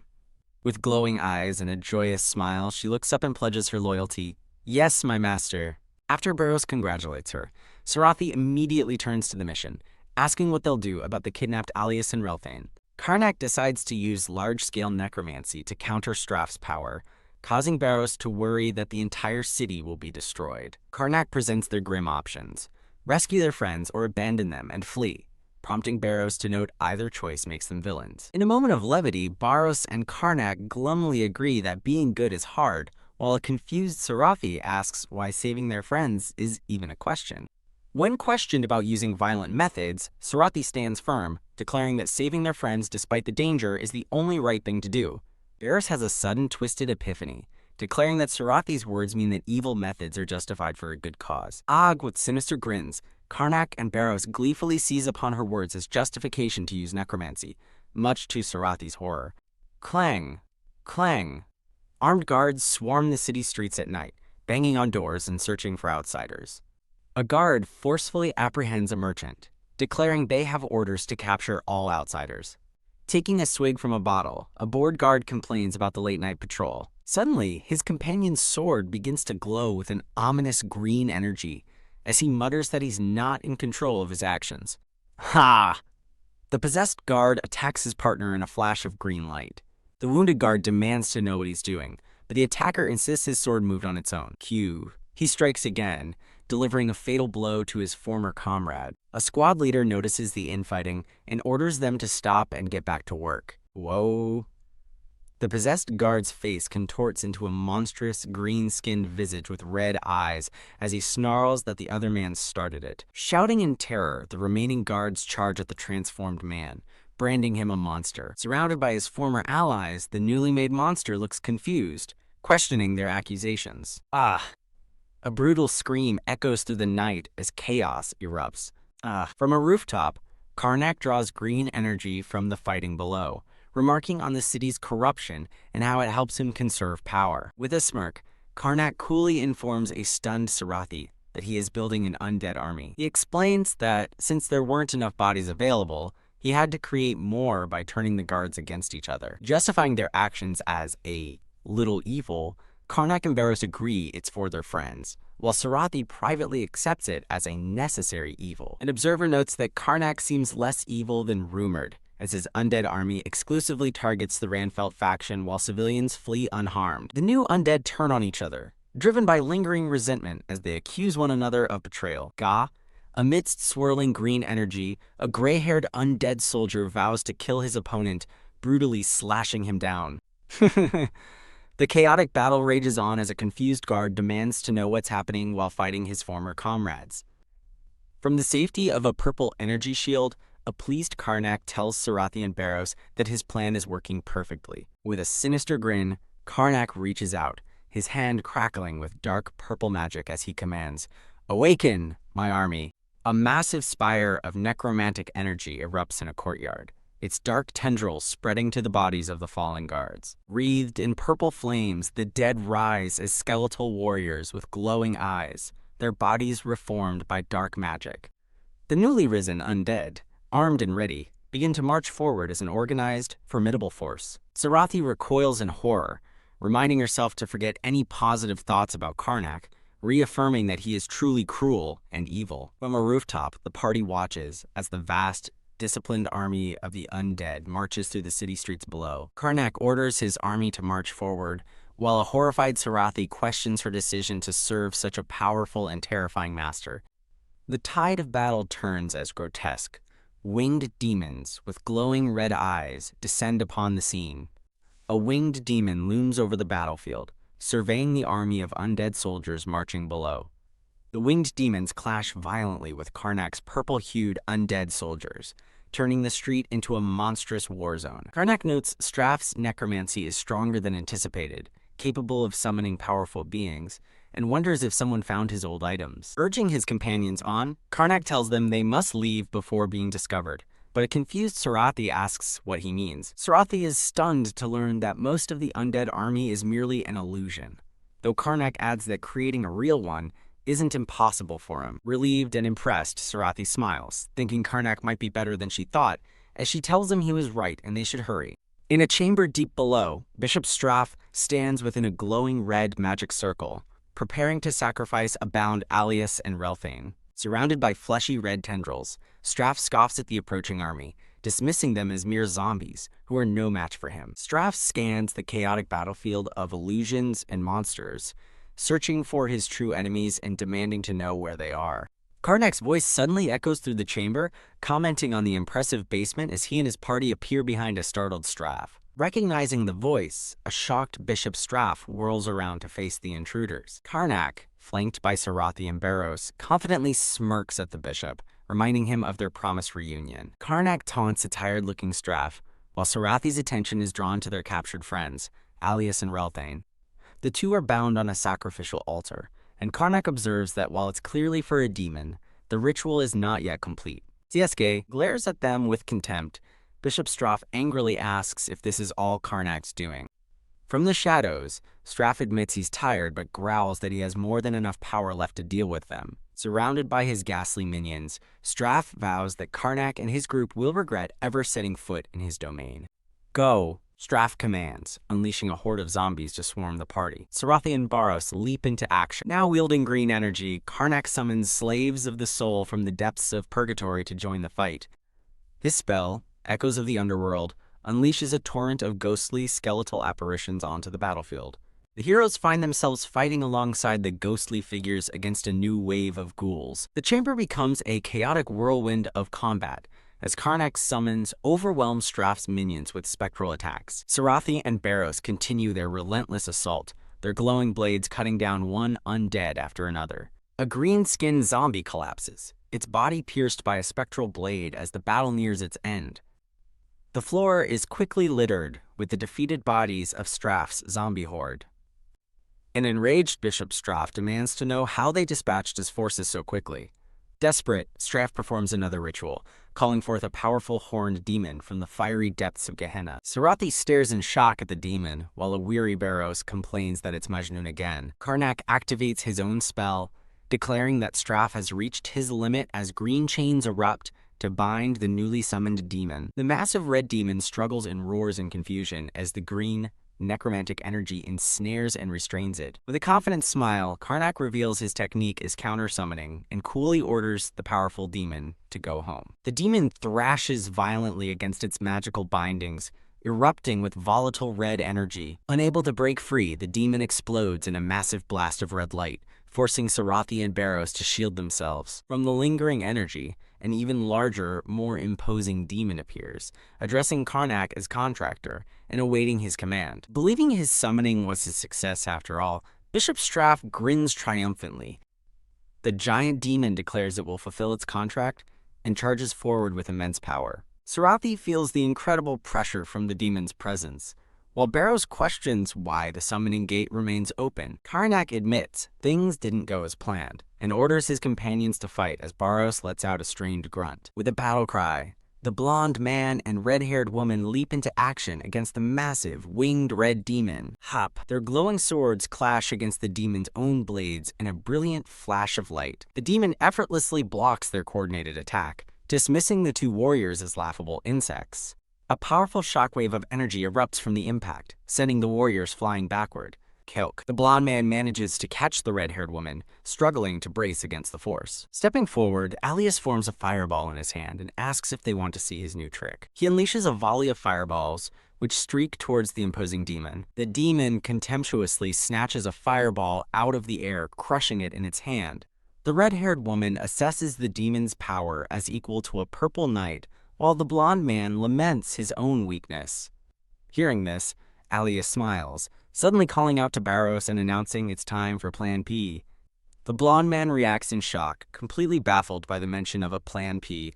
A hand wreathed in blue flames reaches for the blonde man's head. A blue-haired man touches the blonde man's head as the red-haired woman questions the act, recalling he'd said Barros wasn't his kin. The blue-haired man issues a master's order to open their minds and accept, causing both his companions' eyes to glow with an intense blue light. Plan P is revealed as possession, and the blue-haired man's spirit possesses the red-haired woman, who realizes with a shock that she was the kin he meant. As the possessed woman charges, the blue-haired man orders Cerberus forward, a name the blonde man deems stupid, while the woman's spirit worries about getting her body back safely. The demon scoffs as the possessed woman brandishes her sword, now glowing with a fiery red aura.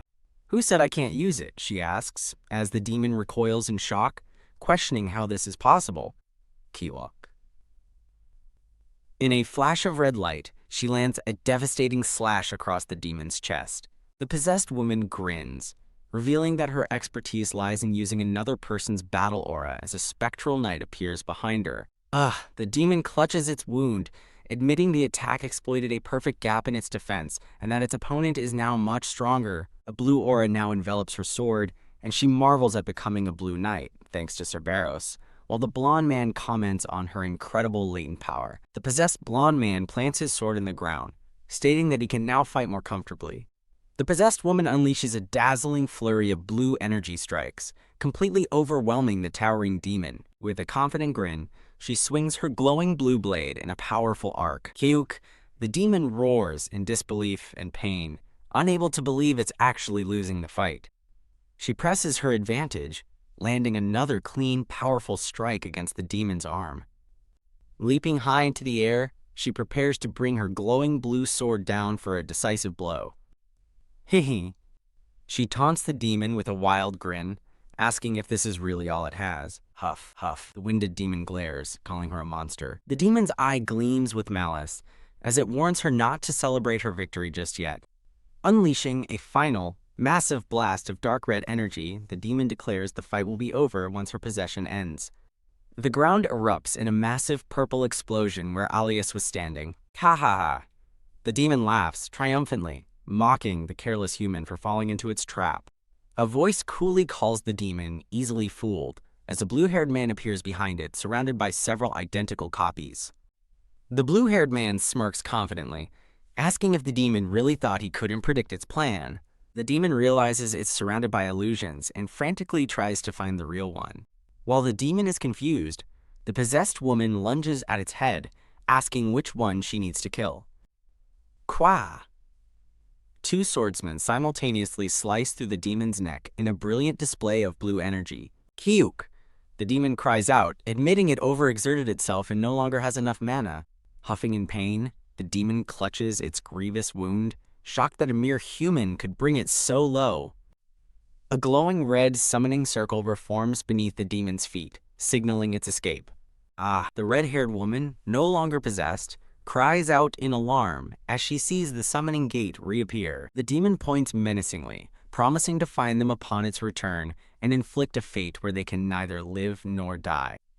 Tiscalius glares furiously, refusing to let his foe run away after all the trouble they've caused. Just you wait, the demon declares, vowing to hunt them down as a promise from hell. You think we'll let you? Alias seethes, enraged at the demon's attempt to escape.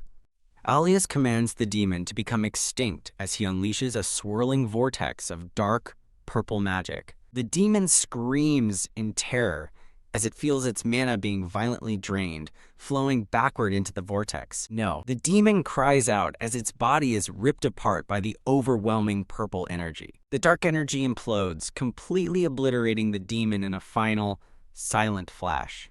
From the cracked earth, an army of ghostly blue figures rises up. Huff, huff. A man with white hair gives a thumbs up, telling a pained Sarathi that releasing the aura will ease her suffering, and thanks her for the use of her body. The black-haired man appears with a sinister smile, announcing there's only one bastard left to deal with, as two allies look on in shock.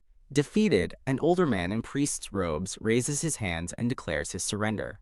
The priest offers to share all his information, but the black-haired man tells him he is misunderstanding the situation. In his mind, The black-haired man reasons that it's much simpler to just kill the priest and interrogate his soul directly. He asks Sarathi for permission to kill the man, and she eagerly screams her approval, to which he replies, "Perfect." Ugh!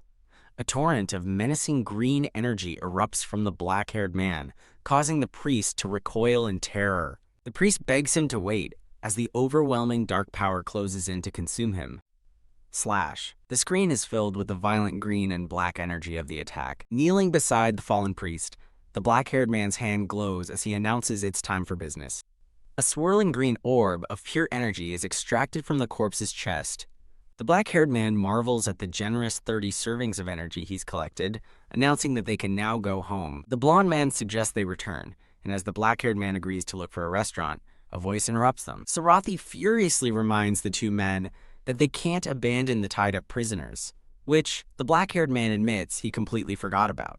Now freed, the two captives express their disbelief, questioning how just 3 people could have defeated the powerful Straf. The black-haired man casually claims they were lucky, beginning a fabricated story about a sudden zombie attack. He explains that another Necromancer's revolt forced Straf to expend his power, and one of the freedmen agrees that the story makes sense. He concludes that they seized the opportunity for Sarathi to land the final blow, leaving the rescued men to process what happened while they were unconscious. The brown-haired man, relieved, thanks them again, attributing their survival to a blessing, as he is asked to perform a purification ritual on the corpse. A brilliant, holy light emanates from the brown-haired man's hand as he begins the purification. Capturing the residual dark energy in a vial, he notes its incredible potency, 10 times that of a normal necromancer. The blonde man questions why any power was left, and the black-haired man explains he left some behind so as not to seem too obvious. Standing over the body, the group declares that with Straf gone, the city will stabilize, and they can now head back. The brown-haired man looks at Sarathi in shock and asks if she's become a knight for the gestured barony. At the gates, the man asks, "Why?" prompting the black-haired man to wonder if it's really that surprising. Sarathi explains her decision to pledge allegiance to Baron Karnak, though he privately notes that her smiling eyes suggest there's more to the story. The brown-haired man accepts her choice, and the black-haired man states he will return to his territory to officially ordain her. Shaking hands, the black-haired man bids farewell, hoping their paths will cross again. The scene shifts to the Grand Jester's estate, where a butler and his staff eagerly shout a welcome to their lord. Arriving on horseback, the black-haired man greets his staff with a warm smile. As the staff welcomes the group back, the butler's pleasantries are cut short. Stunned, his greeting turns into a shocked, "Time?" as he lays eyes on Sarathi. His mind races as he wonders, who is this beautiful woman? The entire staff is captivated by Sarathi's appearance, as the head butler hesitantly asks the lord to identify her. The black-haired man formally introduces Sarathi Allen as a new knight of the barony, leaving the staff to question her new title. The concerned butler protests, stating that they can't simply appoint anyone as a knight, calling the situation troublesome. The blonde man steps in with a smirk, grabbing Sarathi's arm and telling her to give them a demonstration. Sarathi ignites her sword with a brilliant red battle aura, stunning the onlookers who recognize its power. With a single powerful swing, she unleashes a devastating slash of energy. The red energy wave slices cleanly through a massive tree in the courtyard. The force of her attack sends a shockwave rolling across the estate grounds. With a bright smile, Sarathi says she looks forward to getting to know them all, as the dumbfounded staff wonders why such an incredible person is here. A few weeks later, Sarathi spars intensely with a knight in the training yard. Watching from the side, a knight comments on his comrade's struggle, while another sympathizes, knowing the feeling all too well. Effortlessly pushing her opponent back without even using her aura, Sarathi's raw strength leaves the spectators in awe of aura users. She disarms her opponent in a flash, sending his greatsword spinning into the air. The knight's sword clatters to the ground, ending the duel. As strong as expected, the knight concedes, ending the day's training, to which Sarathi responds with a simple, "Good work." The head butler thanks Dame Sarathi for her help training the knights as she walks off, inviting her comrades for a drink. The blonde man Barros cheerfully asks if he can go next, ready with his sword. A sword clashes, producing a vibrant red burst of energy. Barros spars with the red-haired woman, telling her that her use of battle aura is still awkward, to which she grunts. Barros continues sparring, demonstrating how she wastes power and needs to use the right amount in each strike. The red-haired woman looks strained, thinking that precise power control is easier said than done. The red-haired woman calls out to Barros, preparing to strike during their training session. Barros warns her that possessing her body more than once, or thrice at most, will corrupt her soul and drive her crazy, shocking her. Barros insists she can get stronger without possession as she is talented enough, and suggests ending their spar so he can help her awaken his battle aura. The black-haired man sits at a grand desk, sighing deeply, reflecting that there is no way of knowing something. The black-haired man ponders how necromancy and divinity could combine, and if there's a way to combine his own power with another energy. Arg! The black-haired man grips his head in frustration, exclaiming he has no clue about combining powers. He decides to think more about it later, focusing instead on blocking the hole, spreading darkness, and understanding the darkness of the end that flows through the land. The black-haired man realizes he needs to create a powerful physique to investigate dangerous time and space as dark energy swirls around him. He intends to control and manipulate the dark essence of several strands without making any mistakes, as red and black energy swirls intensely.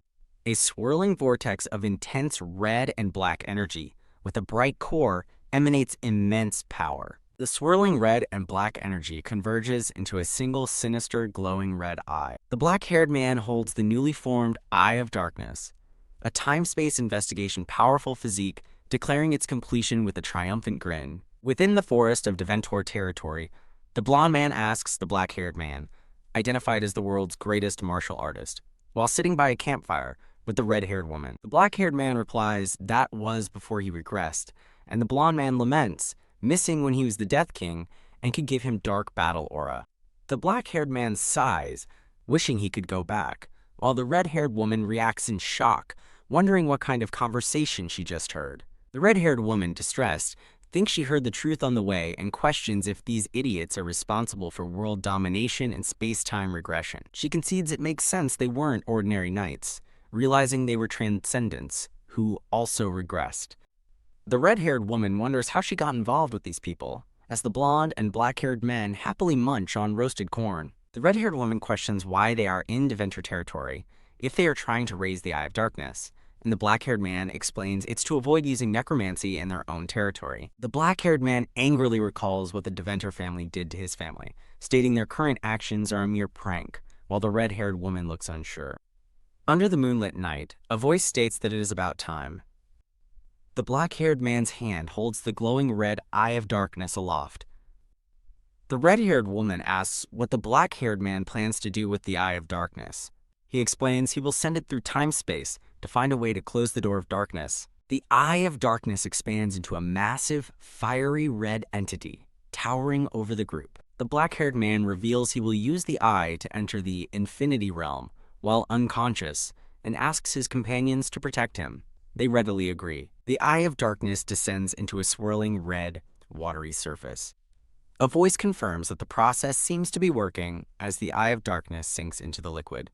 Two eyes of darkness are seen, surrounded by swirling red energy, as the black-haired man observes. One of the red eyes falls through a cosmic purple and red void, and the black-haired man wonders what it is. The black-haired man is awestruck, exclaiming, "Wow!"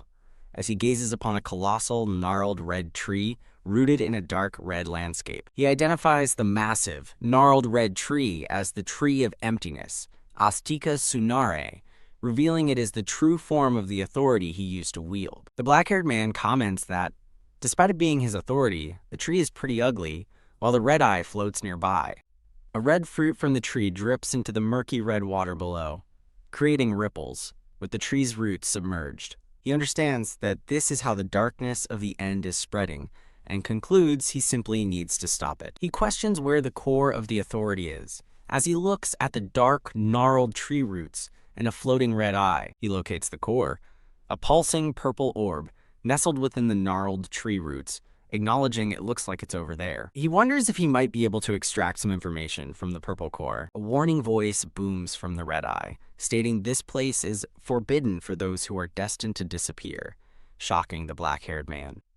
The voice declares, "I am death," which the black-haired man echoes, "Death," in a purple thought bubble, and darkness, destined to destroy, while the red eye pulses with power. The black-haired man, surrounded by surging dark energy, exclaims in confusion, questioning what the hell is going on. He realizes this overwhelming power is the darkness of the end, and is astonished by its ability to control his power with ease. Tezronic. The black-haired man reacts with a shocked exclamation. Tezronic, as the red eye glows intensely. A disembodied voice calls out to a pitiful mortal as a maelstrom of dark purple energy erupts from a tree-like core. The turbulent purple energy continues to surge. A violent flash of red and black energy bursts forth as someone grunts in pain. In a moonlit forest, a blonde man and a red-haired woman rush to their fallen companion in purple, calling out to their young master. Gah! The man in purple clutches his head as a voice asks if he's okay and what happened. His companion explains he suddenly started floating and then passed out, but the man in purple deflects, asking about the cultist's god. The red-haired woman identifies the deity as Tezronic, the dark god of death, which the man in purple confirms is the one he seeks. The man in purple excitedly reveals that Tezronic was there, leaving his blonde companion stunned and questioning if the god is actually real. Grappling with the implications, the man in purple mutters in disbelief, hoping it isn't true. The scene shifts to a dark ethereal plane, where three figures stand within pillars of golden light. A veiled man, the Pope of Death, announces to his council that there is a problem within the sanctuary. A second veiled figure, the Dark Lord, questions this, stating a sanctuary should be unapproachable by definition. A veiled woman, the Priestess of Destruction, agrees that the situation is indeed odd. In a different location, a hand rings a small bell while pondering the issue in the sanctuary. A maid approaches the desk, asking if her master, Lord Elazar, called for her. A beautiful blonde woman in a red dress, identified as Elazar de Replacion, the Priestess of Destruction, instructs the maid to find someone named Hudel. Later that night, a figure laments their failure to stop the opening. The man in purple debriefs his companions, explaining his repeated attempts to approach the opening failed, and that it's now too dangerous to continue. He begins to speculate on the Order of the Black God's motives and what stance they are taking regarding Tezronic. Using a cartoon metaphor, he questions whether the Order is passively gathering power or actively shaking the tree, noting the latter would be a major issue. He reflects that disturbing the tree grants the power to influence time and space and grow the realm, a feat that took him years to accomplish once. His companions react in horror as he concludes that if the Order is disturbing the tree, they possess power beyond his own as Death King. In a moment of levity, the blonde man fumes about where this new enemy came from, while the others ponder.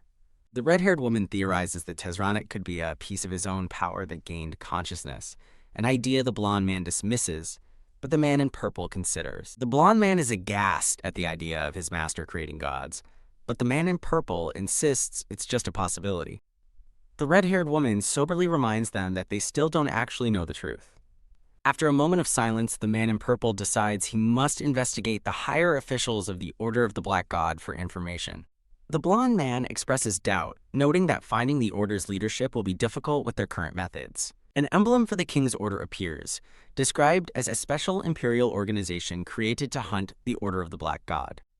A history lesson explains that despite the efforts of inquisitors and darkness hunters, the Order of the Black God continued to spread chaos. The Order's power grew as high nobles and royalty secretly joined its ranks, making them difficult to oppose. To counter this, the Seven Nations created the King's Order, a special division with the authority to investigate, arrest, and even execute cultists. Membership to this elite organization is strict and available only through referrals. The blonde man despairs over their lack of connections, while the man in purple regrets not working closer to the capital during his time as a darkness hunter. The red-haired woman surprises them by offering to get them a referral, asking if she should make the request. The blonde man is ecstatic to learn Dame Sarathi has such connections and urges everyone to pack, while the man in purple proudly thinks, "That's my servant." The scene transitions to a bright, sunny day. At a grand mansion, a panicked voice cries out for their lord. A butler named Tapel wails in despair after finding a note from his lord, who has run off again to seek fame and honor. The story moves to Dorarth City, where the trio sits at an outdoor table. Sarathi questions their abrupt departure, but the blonde lord insists it was necessary to avoid being stopped by Old Man Teppel. A man approaches their table, apologizing for being late, and greeting the three. The man in purple and the blonde lord welcome him with wide smiles, announcing their referral has arrived. The group sits down for tea, with the man in purple thanking their contact for coming on such short notice. Their contact, a cleric with light brown hair, smiles warmly and says he was happy to hear from them. That night, the blonde man questions using a cleric named Alias for a referral, but the man in purple assures him the two holy orders are related. Sarathi explains the simple logic. You need a cleric to catch a necromancer. An explanation reveals that the King's Order accepts recommendations from the Seven Goddesses Order, and a high-ranking inquisitor like Alias has that authority. When asked how she knows this, Sarathi reveals that Alias told her himself as they walk through the woods. In a flashback, a beaming Alias expresses his regret that they left so suddenly, as he was just about to recommend them to the King's Order. At an outdoor cafe, the cleric Alias expresses his happiness that the trio has returned, while the man in purple thinks they nearly missed a great opportunity. Alias hands a sealed letter to the man in purple, instructing him to take it to the King's Order headquarters. Wishing them Hatoba's blessing, Alias explains the letter won't guarantee entry but should make it possible, and the man in purple thanks him. The scene shifts to the magnificent capital of the East Tili Kingdom, Drunta, as large white birds soar above the city. The trio arrives before the grand and stately building that serves as the King's Order headquarters. From an upper balcony, a man in red robes and another in armor look down upon the new arrivals with dismissive smirks. A man with a large sword strapped to his back watches the candidates from behind, remarking that they seem quite talented. The swordsman observes the trio from a distance, noting he saw two aura users and concluding that the capital is indeed on another level. A man with slicked-back gray hair approaches the group, confirming he's seen their recommendation letter and offering to guide them to the Order Lord. The trio is led into a lavish office, where a man sitting behind a large wooden desk formally welcomes them. The man introduces himself as the commander of the King's Order and Purple Knight, Erantel von Nyad. Commander Erantel confirms he has reviewed their letter, stating that their qualifications and identities are secure. He adds that a recommendation from Inquisitor Alias is trustworthy, but then pauses ominously, saying, however, Erantel's expression becomes serious as he reminds them that a recommendation alone is not enough to join the King's Order. The man in purple mentions he's heard about a training period, which Erantel confirms is a security measure to prevent pagan infiltration. Erantel grins as he abruptly gives the group their first task, prompting a shocked "What?" from the blonde man. The trio looks exhausted and dismayed as the blonde man complains that they just joined, but Erantel laughs, explaining that their line of work is always busy. Wahaha. The commander laughs boisterously as the trio despairs internally, fearing they will be worked like dogs before being discarded. In a grand hall filled with other members, Erantel instructs the trio to greet their new team. A stout, cheerful man with brown hair introduces himself as Tarman, the 4th Battalion's general and a 5th Circle mage who will oversee their training. A long-haired man introduces himself as Called, a dual-blade swordsman, while a smiling blue-haired woman introduces herself as Alice, a second-rank inquisitor. As the trio expresses dismay at having to work immediately, Tarman explains it's just bad timing, as they arrived on a mission day. The blonde man expresses surprise that a mage is a general, and Tarman asks if it's strange for a 5th Circle mage to command aura users. Tarman explains that in their work dealing with secular powers, a powerful family name is considered an ability in itself. A montage shows that the main duties of the King's Order are information gathering, tracking pagans, and abducting key figures, not direct combat. Pwaha! When Sarathi asks if they only do wicked missions, Tarman bursts into laughter, confirming their job is to do wicked things to pagans. A narration explains that most generals in the King's Order are mages, illustrated by a swordsman and a mage wreathed in power. Alice explains to Sarathi that the King's Order was made to keep the Seven Goddesses Order in check, so they cannot appoint a priest as a general. Tarman briefs the group, revealing they've received information that a regional noble has joined the Order of the Black God. The suspect is identified as Count Brelant, and the man in purple decides they will go undercover as adventurers to gather evidence. Tarman apologetically admits that's all the information he has, causing the man in purple to erupt in frustration over the lack of details. Haha tilde, Tarman laughs awkwardly, flanked by the stoic Called and the unsettlingly cheerful Alice. The original trio looks completely overwhelmed, as the man in purple sighs that he now understands why the king's order is so busy. The story flashes back to a stormy night at Count Berlant's foreboding castle. Cough. A distraught Count Berlant watches over his son, who lies in bed, pale and racked with a terrible cough. A hooded figure tells the Count that his son's sickness is worsening daily and that he must open his eyes to other solutions. The Count angrily refuses, declaring that he is well aware of the terrible fate that befalls those who turn to necromancy. He dismisses bringing someone back from death as simply creating a moving corpse. The mysterious figure counters that what they practice cannot be called true necromancy. The figure argues that if death is merely the result of an illness, then curing that illness cannot be considered an evil act. As the figure points out how young his son is, the Count's resolve begins to crack. Cough. The son weakly calls out for his father, and the figure questions whether accepting a child's death is truly the natural logic of the world. Cough. The Count looks down at his suffering son, his face a portrait of agony and indecision. Cough. He remembers with bitterness that the seven goddesses' order was of no help whatsoever. Clasping his son's hand, the Count makes his final, desperate decision, determined to give his child a new life. The Count turns to the hooded figure and declares his wish to convert to Tezranic. With his last hope, the Count asks the figure, "Will you accept me?" The story returns to the present, as the team arrives at an ivy-covered inn on the outskirts of Braylant County. Inside, Tarman briefs the group, stressing that they must not let anyone know they are from the King's Order. He hands the trio a wanted list, explaining they will use a cover story unrelated to pagans. The man in purple asks who the target is. A wanted poster for Helen Kratt, a notorious criminal skilled in disguise, is shown to a trio as they discuss his potential involvement in their case. A stout, brown-haired man reveals the wanted man is actually their ally, shocking his blonde companion as he declares their new cover story, Bounty Hunters. The stout man announces a plan to split into 3 teams and investigate the area, receiving a quick, "Yes, sir." The black-haired man and his long-haired companion question a local about the wanted man, but the citizen is unsure. Meanwhile, the red-haired woman and a blue-haired companion ask 2 men if anything strange has been happening in the city. The scene shifts to a grand and immaculate mansion, basking in the bright sunlight. Inside, the stout man introduces himself and his blonde companion to the resident Count, explaining they are bounty hunters from the Adventurer Guild. Believing the criminal has fled to the county, the stout man formally requests the Count's cooperation in their search.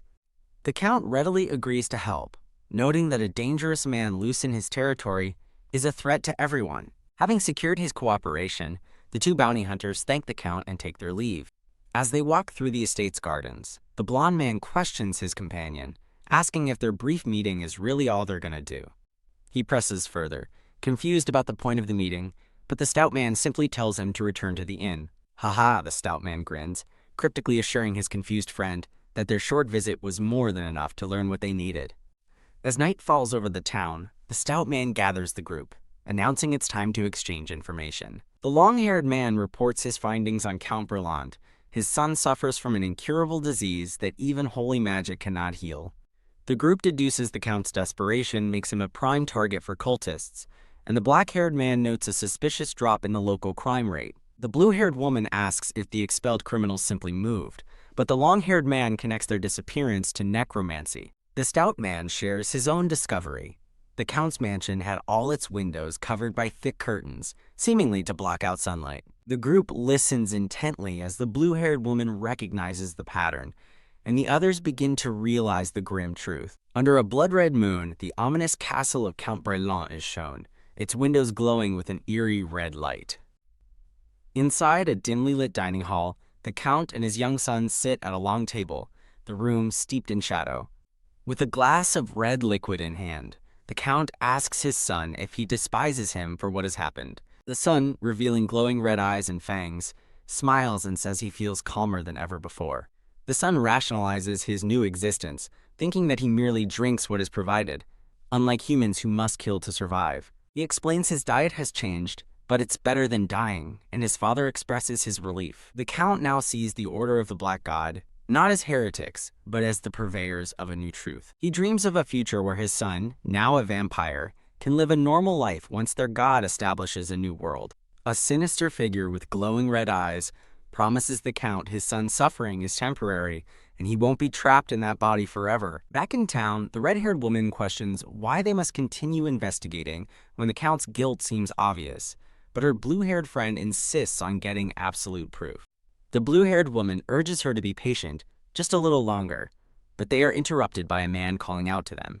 The man approaches asking if they are the bounty hunters, and the blue-haired woman confirms their identity. He informs them that the wanted man has been found on the Count's orders, leaving the women shocked that their fake target was discovered. The scene transitions to a sunny day, focusing on an ivy-covered building in the town. Reunited, the group learns the Count has given them the location of the non-existent criminal's hideout and instructed them to ambush him at night. The stout man instantly identifies it as a trap set by a vampire, while the long-haired man scoffs at how obvious the ploy is. The black-haired man explains the predicament.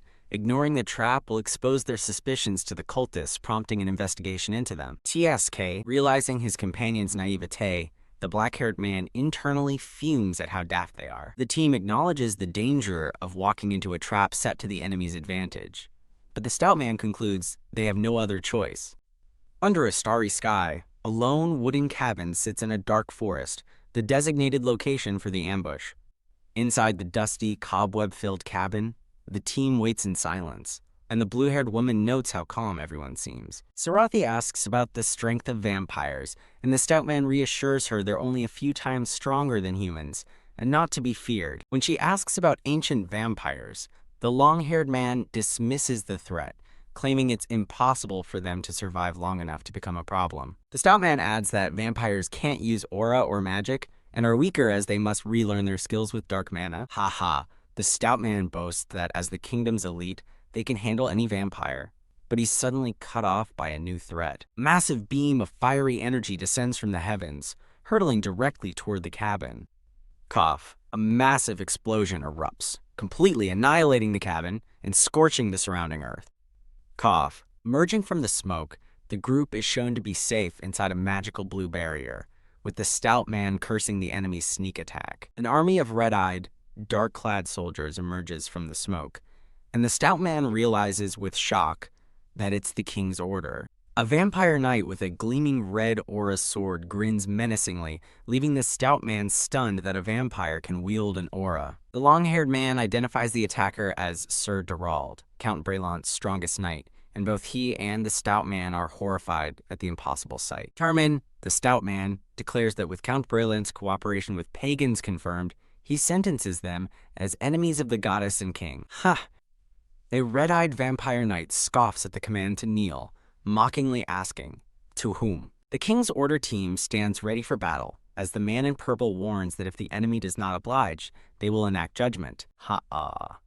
The man in purple gives the order to punish them in the name of the king, and the team charges forward into the fray. Kiarg. An opposing commander rallies the vampiric soldiers of Tezranik, who surge forward with bloodlust in their eyes. Called, the long-haired swordsman, effortlessly carves his way through the enemy lines with his dual blades. Kwa! Called cleaves a vampire knight in two with a single, decisive blue energy slash. Urg! Another wounded vampire knight clutches his chest, cursing the relentless dogs of the royals. Alice unleashes a brilliant blast of holy magic, proclaiming that all impurity shall burn in the goddess's light. Kiarg! As the holy light incinerates his comrades, a vampire knight frantically orders his men to target the priestess first. An axe-wielding vampire closes in on Alice and Tarmin, ready to strike them down. Tarmin steps in to protect his allies, declaring he won't let the enemy pass as he summons fiery magic to repel an attacker. Quag, with a powerful roar, a massive stone golem erupts from the ground at Tarmin's command. Tarmin unleashes another spell from his staff, shouting, "Lightning Blast! Qua!" A vampire knight is engulfed in the electric torrent, writhing in agony. Tarmin wonders if he got one, surprised by the skill of their foes, while the man in purple and the blonde man cut down more enemies. Kyarg, the blonde man unleashes a wide, sweeping arc of blue aura, slicing through several vampire soldiers at once. An enemy soldier, impaled by red energy spikes, questions how such skilled warriors remained unknown until now.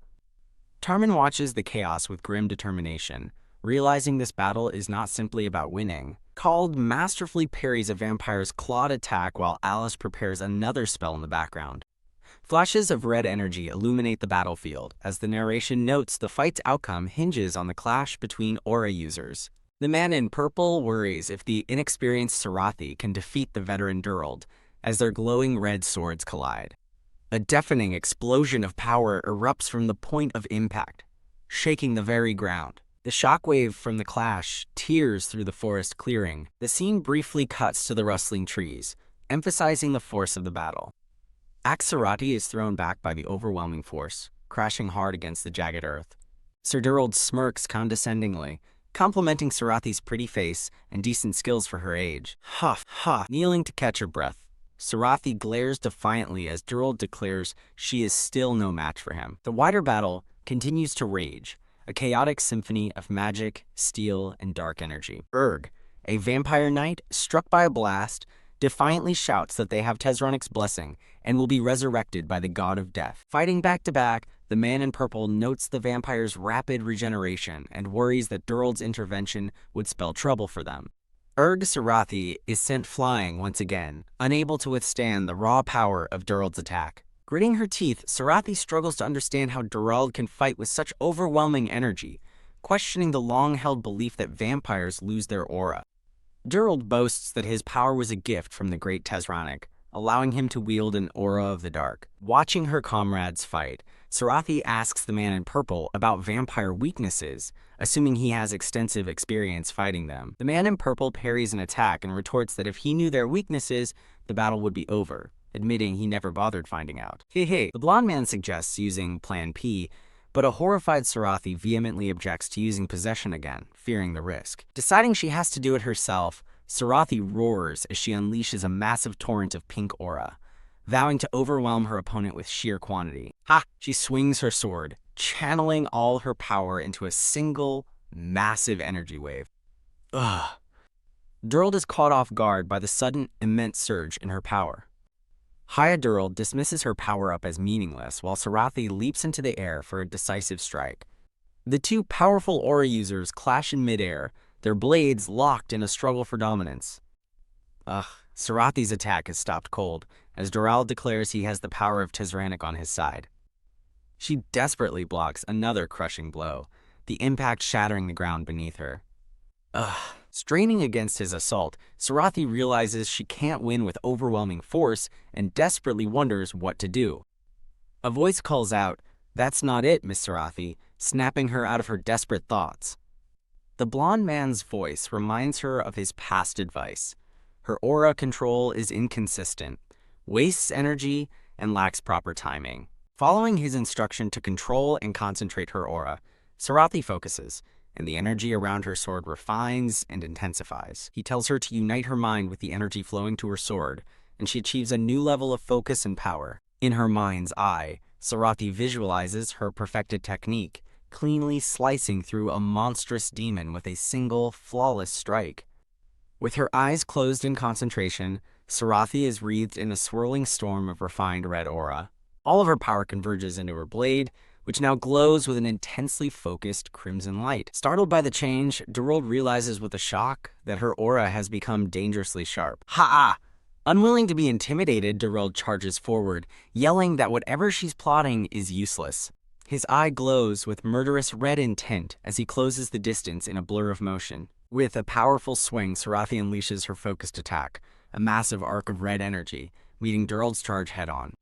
As the dust settles, a stunned Sarathi looks on, wondering to herself, It worked? She has a flashback, now understanding how a non-aura user like Barca could fight her by anticipating her movements. She realizes her old strategy of simply targeting an opponent's body or blade was wrong. The true key, she now understands, is to identify and react to the opponent's intentions before they can act. Durald scoffs, acknowledging she has a new trick, but declaring it futile as he prepares a powerful counterattack. To his utter disbelief, she effortlessly blocks his strike, leaving him stunned and vulnerable. Having predicted his next move, Sarathi stands ready as Durald leaps into the air for a downward slash. She gracefully parries his attack, a ghostly blue figure appearing behind her as she counters with a flawless strike. Kiarg. Her blade finds its mark, slicing deep into Durald's chest as he coughs up blood in agony. The blonde man remarks that she seems to have gotten the hang of it, while the man in purple agrees they won't need to intervene. Across the battlefield, Tarman smiles, noting that Sarathi is doing well and that their side of the fight is also wrapping up. Enraged and desperate, Durald curses her transformation, vowing to kill her even if it cost him everything. Krog. He lets out a primal scream, gathering a maelstrom of dark, violent energy around him. The ground trembles as his aura swells into an overwhelming torrent of destructive power. It's all or nothing now, Durald roars, unleashing his entire power in one final, cataclysmic blast. Called notes that such a massive expenditure of aura is reckless, and Tarman wonders if Durald is simply relying on his regeneration to survive the backlash. Called shouts a desperate warning, telling Sarathi to get away from the dangerous attack. Sarathi, however, stands her ground with a confident smirk, thinking to herself that there's no need to dodge. She calmly states that she can also regenerate a lost limb, much to the surprise of her comrades. Let's see who wins, she declares, preparing to meet his final gambit with her own. Sarathi swings her sword, unleashing a perfectly controlled wave of brilliant red energy. The two cataclysmic attacks collide, erupting in a massive explosion that engulfs the battlefield. The ground shatters and splits apart under the sheer force of the impact. Rocks and debris are thrown into the air as the shockwave rips through the forest. The rest of the team shields themselves from the blast, with Tarman exclaiming that her counterattack was far too risky. As the smoke clears from the devastated landscape, a voice asks what just happened. Defeated and broken, Durald lies twitching on the ground, whimpering that his loss is impossible. His body convulses one last time before falling still. Huff, huff. Sarathi stands victorious, catching her breath as the man in purple asks if she's all right. Alice steps forward, casting a gentle, glowing blue healing spell on Sarathi's arm.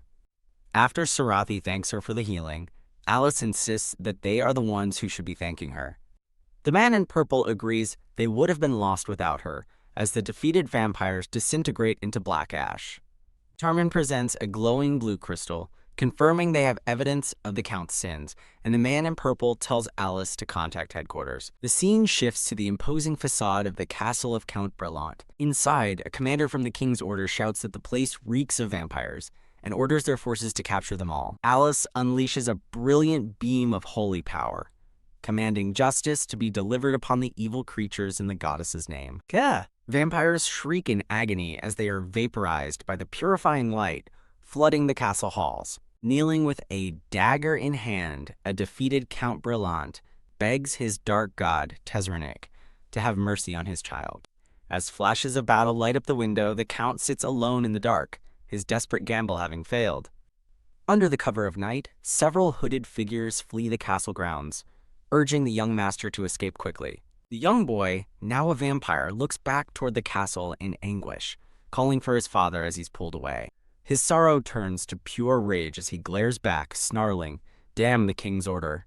I'll never forgive them. I will have my revenge." His vow echoes with dark power. "I swear on the name of the great Tezranik, I will have my revenge no matter what." As he flees into the forest, the boy clenches his fist, his vow of vengeance against the King's Order sealing his new dark path. From a hidden perspective, three hooded figures in black cloaks walk along a forest path. As an unseen speaker observes, "Oh, as I thought, he's coming this way." Two of the hooded figures, one with light brown hair and another with white hair, react with shock, exclaiming, "What? Who are you?" The white-haired hooded man internally adds, "Man." The black-haired man, blonde man, and red-haired woman confront the hooded figures, with the black-haired man smirking and stating, "You can't just leak a trail of necromancy power like that." A hooded figure in the foreground questions, "The King's Order!" The three hooded figures, including a white-haired one, and one holding a green glowing orb, panic. One shouts, "Young master, run away!" And another exclaims, "Shit!" When did they get here? AJJAAK sounds. The black-haired man's hand glows with intense purple energy, crackling with power as he prepares to strike. A massive surge of purple necromantic energy engulfs the three hooded figures, who cry out "Erg" and "Necromancy" in shock.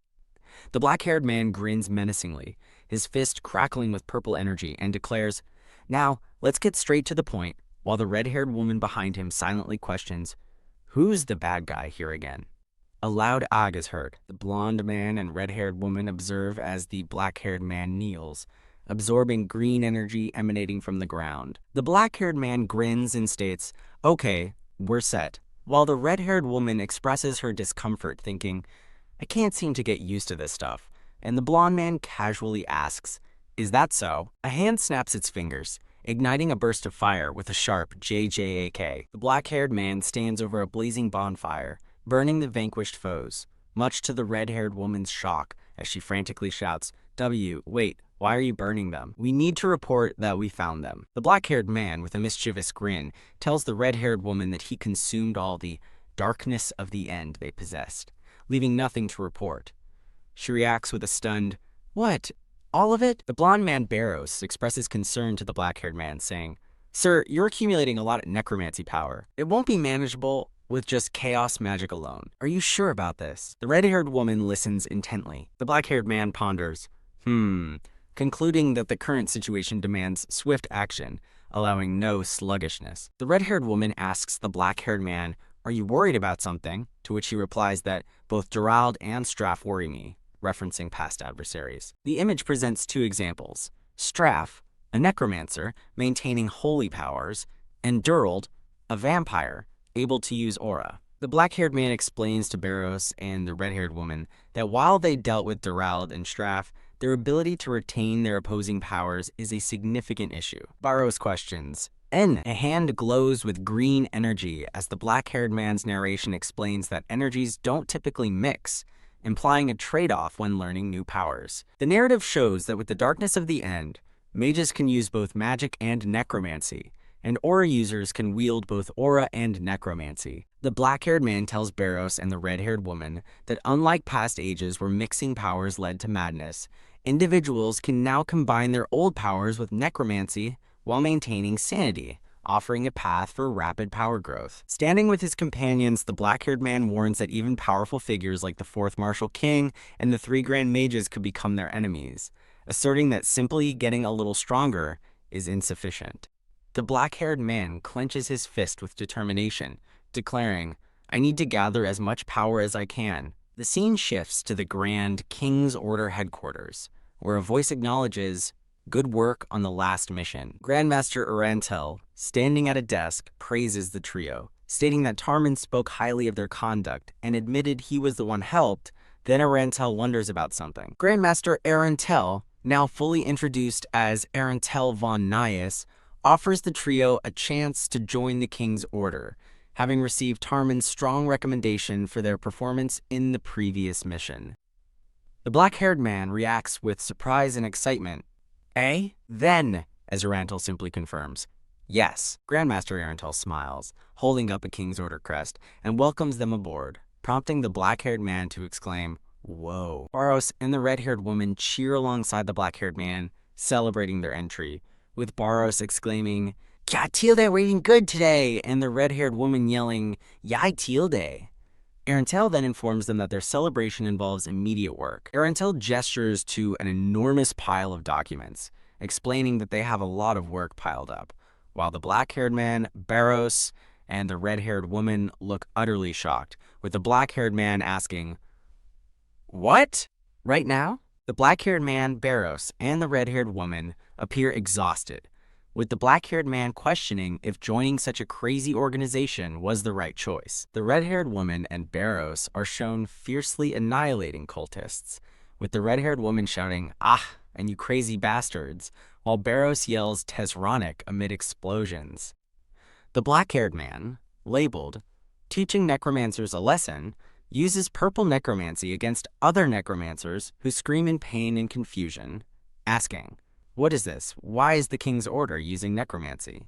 Under the label "Faking Reports," the black-haired man angrily throws papers, scolding Barros for not writing a proper report, while the red-haired woman wearily writes and Barros looks miserable. Stealing some darkness of the end shows the black-haired man with a mischievous grin absorbing green energy from a fallen foe, while Barros tells the red-haired woman, "Keep a good eye out there." Then repeat shows the red-haired woman and Barros once again fiercely battling cultists, with the red-haired woman shouting, "Ah, and Tesronic," Again shows the black-haired man repeating his necromancy attack on other necromancers, who are shocked by the king's order using necromancy. And again depicts the black-haired man furiously throwing papers, yelling Kiarg, as Barros looks distressed and the red-haired woman continues her weary writing.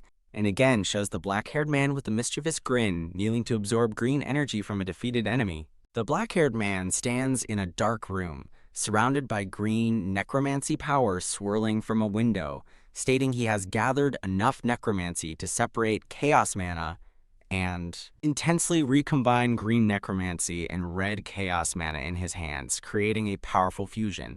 The black-haired man's eyes glow red as he channels a surge of dark red energy, emanating intense power. Powerful, swirling red energy fills the frame, crackling with force. The black-haired man smirks confidently amidst swirling red energy, approvingly stating, "Good." Surrounded by a maelstrom of red energy, the black-haired man triumphantly declares, "I'm finally at the sixth circle." At the King's Order headquarters, two shadowy figures converse, one asking, "Hey, did you hear?"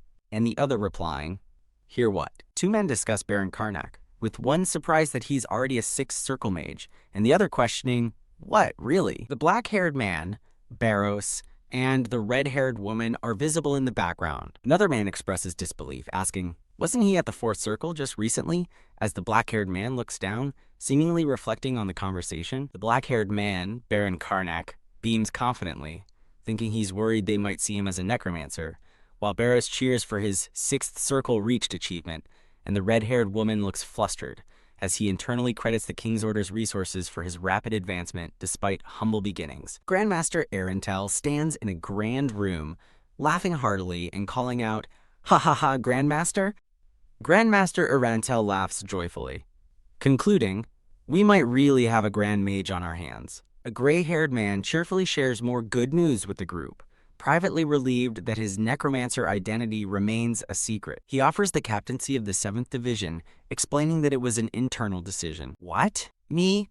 the black-haired man asks in surprise, as the gray-haired man confirms his contributions make him more than worthy. The black-haired man accepts the offer, quietly processing his sudden promotion. 1 week later, the scene shifts to the imposing, moonlit border fortress Arthra in the southeast of Usteel Kingdom. Ege down in the basement of the central tower, a woman prays to the goddess Latiel for a sinner's soul. Ah! The horrible screams make her flinch. She is Milia, a second-rank inquisitor and follower of the goddess of the sun. Milia covers her mouth, admitting she can't stand it, but is grateful that Captain Karnak lets her wait outside. A beaten prisoner screams that he'll confess everything, but the blonde man just yells at him to keep screaming. Bored, the black-haired man tells his companions they pretended to interrogate the prisoner long enough to fool Milia. The blonde man casually announces that the prisoner has died, and the black-haired man responds with a dry, "Oh, really?" With a sinister grin, the black-haired man leans over the table and announces, "Now it's my turn." A glowing blue spirit emerges from the dead prisoner, proclaiming Tezronic as the god of darkness, death, and a new world order. The black-haired man sighs in frustration as the spirit burns away, complaining that every cultist they catch is a zealous believer with no real information.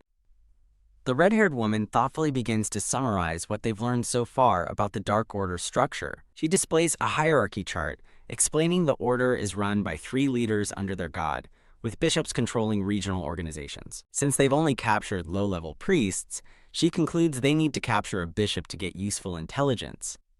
Tiesk, the black-haired man, sits in frustration, wishing for a major incident to give them a breakthrough.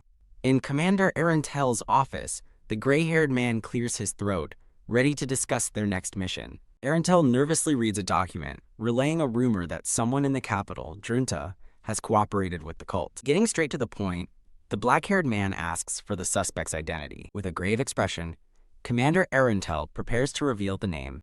A regal portrait appears as Arentel identifies the suspect as the second prince of the kingdom, His Highness Alfred Ludon Usteel. "The prince?" The entire team reacts with shock, realizing this is a massive development. The scene shifts to a grand castle, as the narration explains that in the Usteel Kingdom, 2 sons of King Wiscott I are in a fierce succession battle. Portraits introduce the 2 rivals.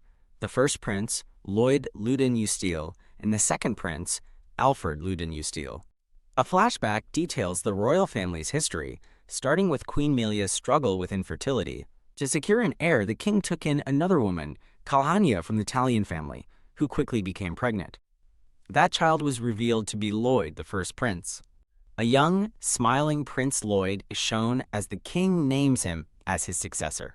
However, the situation was complicated when Queen Melia finally conceived a child of her own, Alfred, the second prince. The royal household was thrown into conflict, torn between the eldest prince and the prince of the direct royal bloodline. The king deferred the difficult choice, stating he would decide on a successor once both princes became adults. Back in the present, the blonde man scoffs at the king's decision, suggesting it was an open invitation for one prince to eliminate the other. The black-haired man finds the resulting 20-year feud between the two families interesting. The blonde man laughs, calling the situation a shit show, while the red-haired woman suggests choosing based on personality. The black-haired man explains that the calm Prince Lloyd is a better choice than the violent and arrogant Prince Alfred. The blonde man then wonders why the king hasn't already chosen Lloyd, speculating that he must be incredibly weak. Indeed, it's revealed that Prince Lloyd has been sickly his whole life and unable to properly learn swordsmanship. Meanwhile, Prince Alfred is a strong and talented martial artist, which the red-haired woman notes complicates things. The blonde man asks who reported Alfred's collusion, learning it was a spy planted by Prince Lloyd who found the information by accident. An informal report was sent to the king's order, and Commander Irantil, a former vice commander, recognized Prince Lloyd's handwriting. The trio stands before a weathered building. As the black-haired man explains, they'll receive more details from a messenger inside. As they approach a dilapidated tavern, the blonde man comments on its age, and the group decides to head inside to meet the spy. They step through the doorway into the dusty, cobweb-filled interior. The black-haired man quickly identifies a nervous-looking man in a hood as their contact. He approaches the hooded man's table to make contact.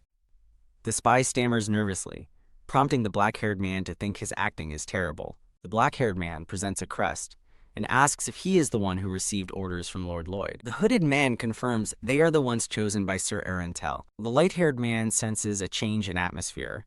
As a hand demands he state his identity. From behind a cloaked figure, the blonde man, the black-haired man, and the red-haired woman react with shock, with the black-haired man exclaiming in recognition. The light brown-haired man in a black cloak wonders if he's Prince Alfred and questions what is happening. The blonde man, the black-haired man, and the red-haired woman appear perplexed by the situation as the black-haired man smugly comments on their confusion. The light brown-haired man in the cloak is startled as a glowing blue ethereal figure introduces himself as Lloyd Ludenustil, the first prince. The black-haired man asks Prince Lloyd, in Alfred's body, if their souls have been swapped. Prince Lloyd confirms, admitting he was too shocked by his brother to notice earlier. Prince Lloyd, in Alfred's body, explains that his true spirit, Lloyd's ethereal form, reveals the wrong soul inhabits the body, causing misalignment and disruption. Prince Lloyd, in Alfred's body, asks the black-haired man if he finds this hard to believe, then states that necromancy possesses many spells capable of causing such a phenomenon. Prince Lloyd thinks contacting the king's order was a good idea and credits the black-haired man for recognizing the necromancy spell he was under. The black-haired man asks if ordinary magicians outside the king's order could recognize necromancy, while Prince Lloyd in Alfred's body thinks it might be easier than he initially thought, before the black-haired man dismisses it as impossible with a mere magical eye. Prince Lloyd, in Alfred's body, states he only understands visible facts, then questions how a non-necromancer like the black-haired man can believe he is Prince Lloyd. The black-haired man explains that Lloyd reporting himself, if an imposter, would be illogical, and states that King's Order members possess basic necromancy knowledge. Prince Lloyd, in Alfred's body, sighs in frustration, asking if there's no magic to prove he's under a necromancy spell, as the blonde man listens intently. The black-haired man suggests they review the facts, asking Prince Lloyd and Alfred's body to recount the details of the day their souls were swapped. Prince Lloyd, in Alfred's body, ponders, then states that the event occurred 5 days ago. A flashback shows a man in a white outfit being treated daily with healing magic, as the blonde man's chibi form reacts with shock at this revelation. Prince Lloyd, in Alfred's body, asks if rumors of his body's weakness are widespread. The blonde man agrees, while the black-haired man thinks even zombies might be healthier. Prince Lloyd, in Alfred's body, narrates falling asleep without incident under a holy barrier, only to awaken in his brother's body, questioning necromancy's strength. The black-haired man, deep in thought with the red-haired woman, believes something is amiss, concluding a necromancy spell capable of piercing the barrier must have been cast. The black-haired man appears perplexed, questioning why no preparations were found within the estate, despite the barrier having been pierced. The scene shifts to an opulent room, where a gray-haired man is bound to a chair within a red magic circle. The bound, gray-haired man observes his newfound health, noting the absence of pain, fever, and even joint aches. The bound, gray-haired man struggles, questioning his suddenly muscular body, and wondering if he has been kidnapped. The bound, gray-haired man, disoriented, wonders where he is and if he has been kidnapped. Three shadowy hooded figures address the startled, bound, gray-haired man, asking if he is Prince Lloyd. The bound, yellow-eyed, gray-haired man angrily demands to know what the unknown people have done to him in this strange place. A cloaked figure holds up a green, glowing mirror, telling the bound man he is unaware, and they will show him, prompting the man to question if it's a mirror. The bound, gray-haired man stares in shock as green energy swirls, recognizing the face reflected and exclaiming in disbelief. The green mirror reveals Prince Alfred's face as the cloaked figure laughs, declaring that Prince Lloyd and Prince Alfred have swapped bodies. The cloaked figure reveals the soul swap was due to Lord Tisronic's great power, leaving the bound gray-haired man, now identified as Prince Alfred, in Lloyd's body, shocked and questioning the name. Prince Alfred in Lloyd's body identifies his captors as cultists, angrily demanding to know why they switched his body with Lloyd's.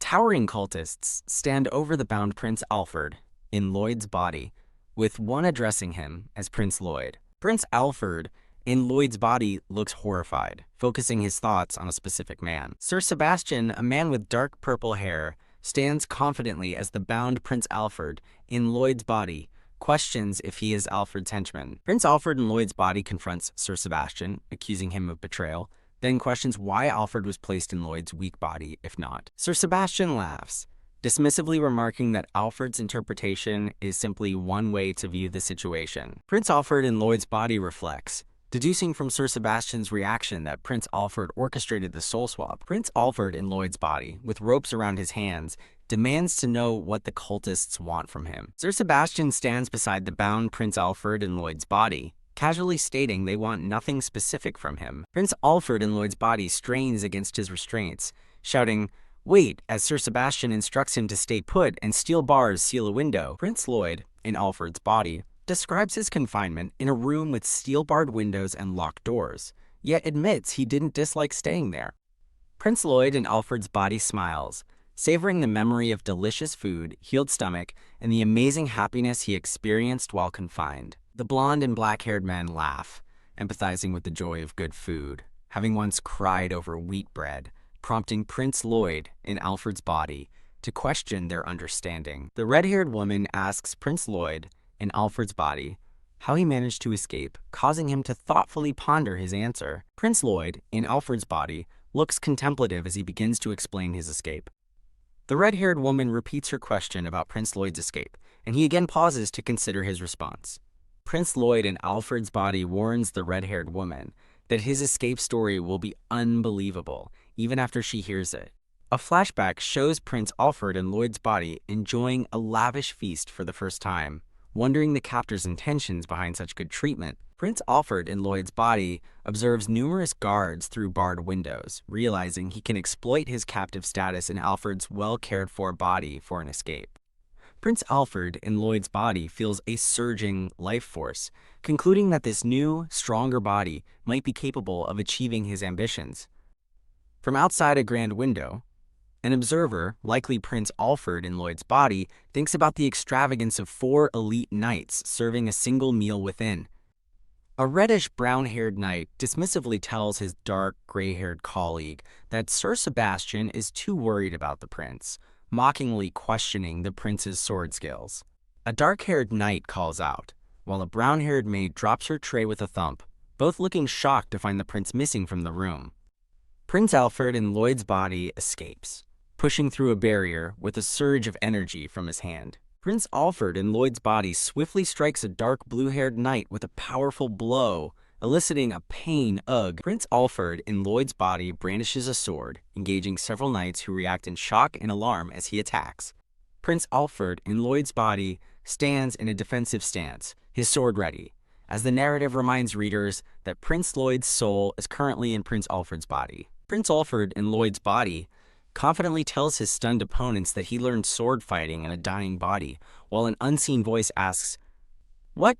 Prince Alfred in Lloyd's body inwardly reflects on the importance of relying solely on strategy and technique with minimal movement. Prince Alfred in Lloyd's body unleashes a devastating attack, creating a powerful explosion of red and black energy that overwhelms the knights, eliciting cries of "ah," "ugh," and "quag." The brown-haired maid cries out in horror, splattered with blood, as fallen knights lie strewn around her. Prince Alfred in Lloyd's body stands victorious over the unconscious knights, while the maid gasps in terror at the scene. Prince Alfred in Lloyd's body offers a reassuring smile to the terrified maid, stating he won't harm her. Prince Alfred in Lloyd's body closes the door on the maid, instructing her to stay put here for a bit amidst the fallen knights. Prince Alfred in Lloyd's body walks away, reflecting on the knight's weakness, then resolves to leave the manor carefully. Prince Alfred in Lloyd's body encounters a golden-haired guard, who exclaims, "A guard?" and then thinks about taking care of him,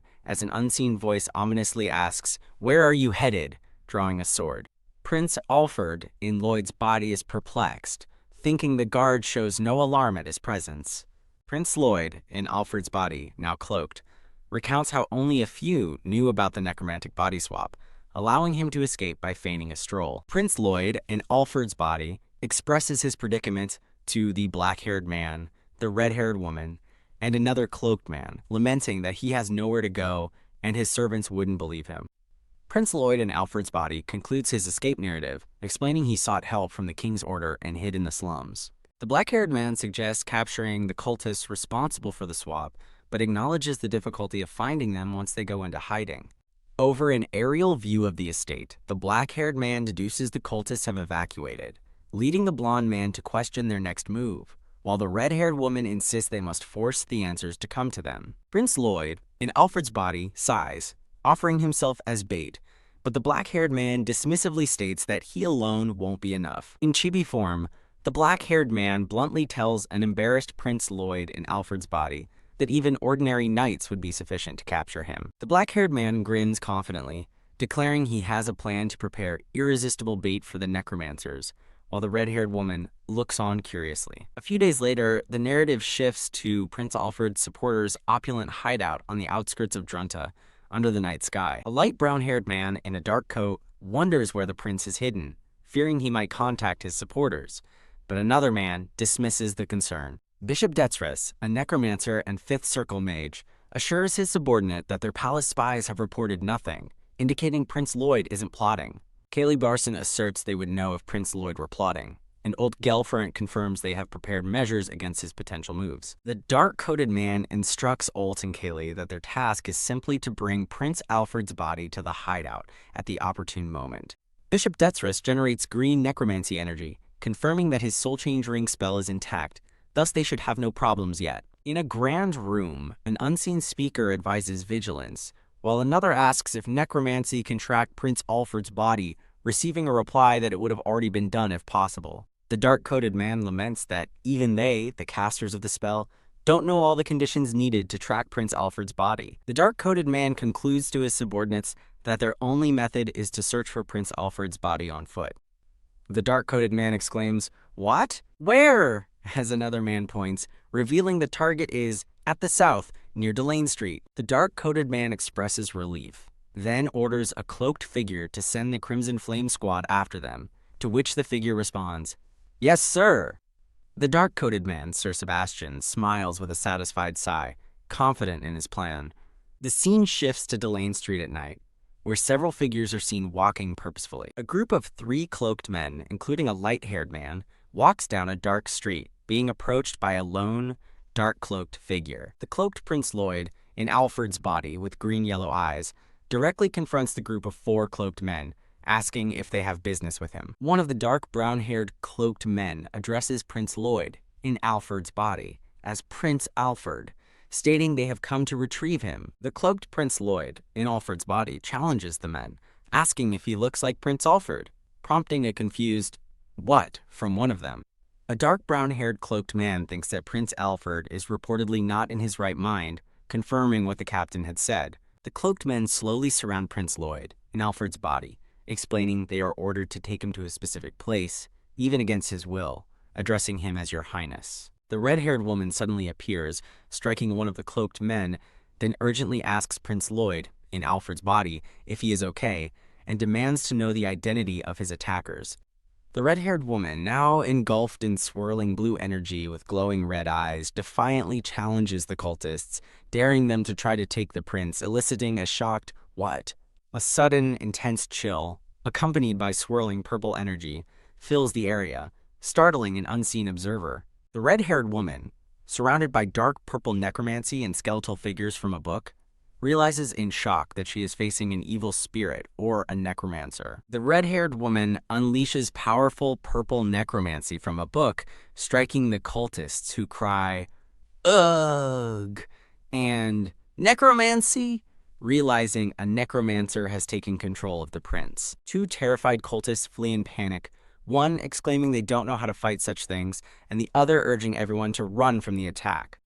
A man in a brown cloak recoils as a green serpentine energy attack lunges towards him. The man is violently thrown backward by the green energy, letting out a pained "Coo!" Two cloaked figures flinch and cry, "Ugh!" as dark purple energy surges around them, striking. Green energy in the shape of chains violently pulls at a building, causing it to crumble and eliciting cries of "Ah!" A light-haired man in a dark green hooded cloak observes the magical devastation with a worried expression, wondering at its horrifying power.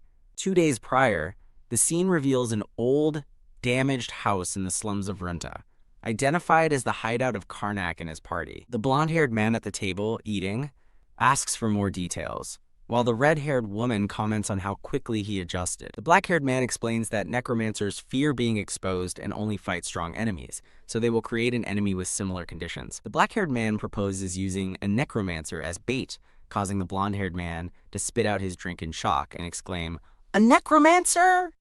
The red-haired woman looks on, unamused.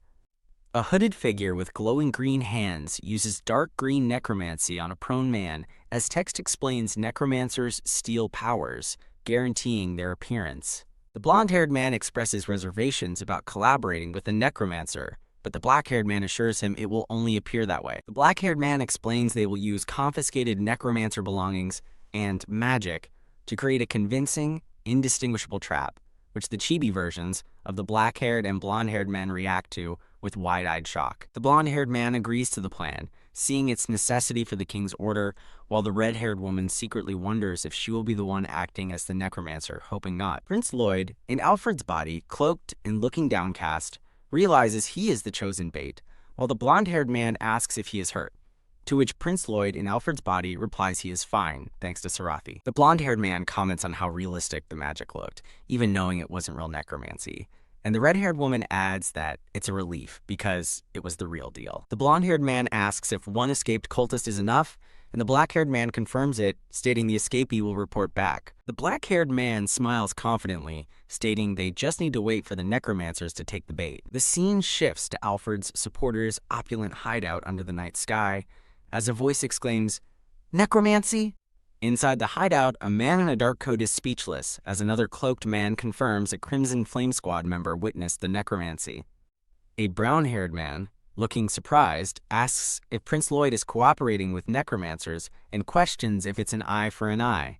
Necromancer Kaylee, Necromancer Olt, and Bishop Straf, a necromancer and 5th-class mage, confidently offer their services, stating that it's their specialty. The brown-haired man acknowledges Bishop Straf's trustworthy skills and leaves the task to him. Bishop Straf, Kaylee, and Olt walk purposefully, with Bishop Straf assuring them he will bring the prince there. Bishop Straf smiles menacingly, stating that the necromancers who took down the Crimson Flame Squad are not normal, and he plans to seize all their power. Bishop Straf explains his plan to two cloaked figures in a dark street, noting that if their opponents are also necromancers, they too will seek power. Bishop Straf instructs the two cloaked men to act as bait, while he remains hidden to ambush, promising them half the power if successful.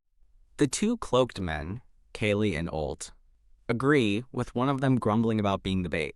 The dark-haired man, Ult, holding a lantern glowing with blue energy, invokes Testfanac and calls for the accursed souls of warriors to arise. Several spectral knights, glowing with blue energy, emerge from swirling blue mist, ready for battle. Ult, standing on a building, commands his spectral knights to find his master's enemies in the name of darkness. The black-haired man observes through a dark red magical orb, confirming that a necromancer was indeed sent and tracked by his surveillance magic. The blonde-haired man questions if all the ghosts are targeting them, while Prince Lloyd, in Alfred's body, thinks the necromancer rushed to them. The blonde-haired man instructs everyone to get armed and move, and the red-haired woman confirms she understands. The blonde-haired man tells Prince Lloyd, in Alfred's body, that they will handle things themselves this time, making Prince Lloyd question if he's not needed. The black-haired man explains it's to prevent an ambush on Prince Lloyd, and promises to return with information, which Prince Lloyd gratefully accepts. Prince Lloyd questions why the black-haired man is bringing the red-haired woman and the blonde-haired man along with such equipment. The black-haired man smiles, explaining that, despite its silly appearance, their gear is optimal anti-cultist armament. More blue-glowing spectral knights are summoned, ready for action, with powerful energy swirling around them. A blue-glowing spectral knight glides through the dark streets, surrounded by light. Inside a house, a dark-haired man and woman at a table are startled by a giant spectral figure crashing through a window, rattling the room. Blue-glowing spectral knights charge through the town streets, accompanied by cries of, "Ah!" and "Whoa!" The blonde-haired man and the red-haired woman, both holding frying pans, look out a window, with the blonde-haired man angrily accusing the cultists of roping in innocent townspeople. The red-haired woman points out that the townspeople aren't being harmed, and the blonde-haired man, looking surprised, remarks that the necromancer's servants are actually quite nice, then asks if they even need to be harmed. The red-haired woman chibi form looks astonished, as the blonde-haired man chibi form suggests more corpses mean more servants, making her question if all necromancers think that way. The blonde-haired man laughs awkwardly, questioning if maybe not everyone thinks that way, as a spectral knight looms behind him, startling the red-haired woman. A hand firmly holds a lantern, its blue flame glowing brightly within. Ult, holding the blue lantern, reports to Kaylee that one lost spirit has been taken down. Ult watches intently as a powerful blue spectral energy blast streaks across the street, exclaiming, "Power of darkness!" Ult, holding the glowing lantern, urgently commands his minions to go that way and tells Kaylee to follow. Spectral knights engage in an intense battle, clashing with unseen foes as blue energy swirls across the scene. Ult, the blue-purple-haired cloaked man, and Kaylee, the gray-haired cloaked man, look startled, sensing the presence of their targets. Ult and Kaylee observe the blonde-haired man and the red-haired woman fighting spectral knights with green energy, confused by the strange methods. The blonde-haired man expertly wields a mop as a weapon against the spectral knights, wondering at his own unusual choice. The red-haired woman fiercely strikes a spectral knight with a frying pan, expressing a battle cry, while pondering her choice of weapon. Kaylee, the gray-haired cloaked man, and Ult, the blue-purple-haired cloaked man, question why their opponents are using such items, wondering if it's an unknown form of necromancy. The blonde-haired man, holding his mop, declares it is time to commence their plan, as the red-haired woman, ready with her frying pan, agrees. The blonde-haired man and the red-haired woman intensely battle the spectral knights, with the blonde-haired man realizing their opponents are employing unique tactics. The blonde-haired man and the red-haired woman skillfully deflect green energy attacks from the spectral knights, demonstrating their combat prowess. Ult, the blue-purple-haired man, creates a swirling red energy field, stating they will deal with their enemies first, as Kaylee, the gray-haired man, watches. Ult and Kaylee stand atop a building, observing the terrifying red necromantic field below, from which shadowy hands emerge. The blonde-haired man looks concerned, acknowledging that their current opponents possess considerable skill. The red-haired woman remarks on seeing a necromantic field after a while, urging everyone to get moving as shadowy hands rise. The blonde-haired man, still fighting, expresses his annoyance that his opponents are simply dodging and moving, making them hard to hit. A powerful shadowy hand crashes down onto the street as Ult and Kaylee continue to observe the battle. Multiple versions of the red-haired woman engage in battle against the shadowy hands emerging from the red field, one of them wondering why her opponent is so tough. The blonde-haired man tells Sarathi to proceed with their plan, which perplexes the shadowy hands as they try to understand his words. Two enchanted frying pans fly through the air, sparkling with energy, startling unseen observers who question if they were thrown. Ult and Kaylee face the incoming enchanted frying pans, surprised by this new attack and wondering what it signifies. The blonde-haired man and the red-haired woman unleash powerful green energy, crying out as they prepare their attack. A massive wave of green energy erupts, striking shadowy figures and causing the ground to crack, eliciting a gasp as their necromantic field is attacked. The blonde-haired man, holding his mop, and the red-haired woman, with her frying pan, stand confidently as the blonde-haired man declares their opponents cannot face them with such tricks. Kaylee, the gray-haired cloaked man, tells Ult he will handle the situation, who looks on nervously. Ult, the blue-purple-haired man, begins a painful transformation, invoking the power of hell. Ult's body bulges, his skin reddens, and horns emerge as he demands the power of chaos to become part of him. Ult's legs and feet transform, tearing through his clothes as he fully demonizes. Ult completes his demonic transformation, roaring powerfully as his opponents realize he has demonized. The blonde-haired man entrusts Sarathi to handle the demonized Ult, to which she confidently replies, yes. Sarathi parries a green energy attack from the demonized Ult, who boasts that her efforts are futile against his demonic form. Sarathi defiantly tells the demonized Ult that his grotesque transformation doesn't make him formidable. The demonized Ult, enraged by Sarathi's words, vows to end her immediately. The demonized Ult glares down menacingly at Sarathi, preparing for his next move. The demonized Ult unleashes a massive purple energy attack downwards, which Sarathi skillfully dodges. Sarathi, with a battle cry, expertly uses a spinning frying pan to deflect a powerful green energy blast from the demonized Ult. Sarathi strikes the ground, creating a powerful green energy burst that impacts the demonized Ult. The demonized Ult stands amidst swirling purple energy, while Kyle, the gray-haired cloaked man, observes and manipulates green energy. Kaylee, the gray-haired cloaked man, conjures a swirling green energy barrier around himself, smugly thinking his opponents are clueless. The demonized Ult expresses frustration, realizing that Kale's finger gesture repeatedly nullifies their attacks. The demonized Ult questions the spell, while Kaylee, the gray-haired cloaked man, maintains his green energy barrier and confidently states Ult wouldn't understand. Kaylee, the gray-haired cloaked man, smiles, revealing his spell is nothing. Kaylee, the gray-haired cloaked man, thinks that the frying pan and mop are mere distractions to hide his true power of darkness. Kaylee, the gray-haired cloaked man, manipulates green energy with a confident smile, believing his opponents will soon realize his ruse. Ult, the blue-purple-haired man, looking confused, questions what exactly is happening. As the blonde-haired man and red-haired woman dodge green energy attacks, narration reveals the necromancers are present, but the death energy originates from elsewhere. Ult looks towards a building with a glowing green dome, realizing the death energy is emanating from that location. Ult looks shocked, realizing the entire encounter was a misdirection and they have been deceived.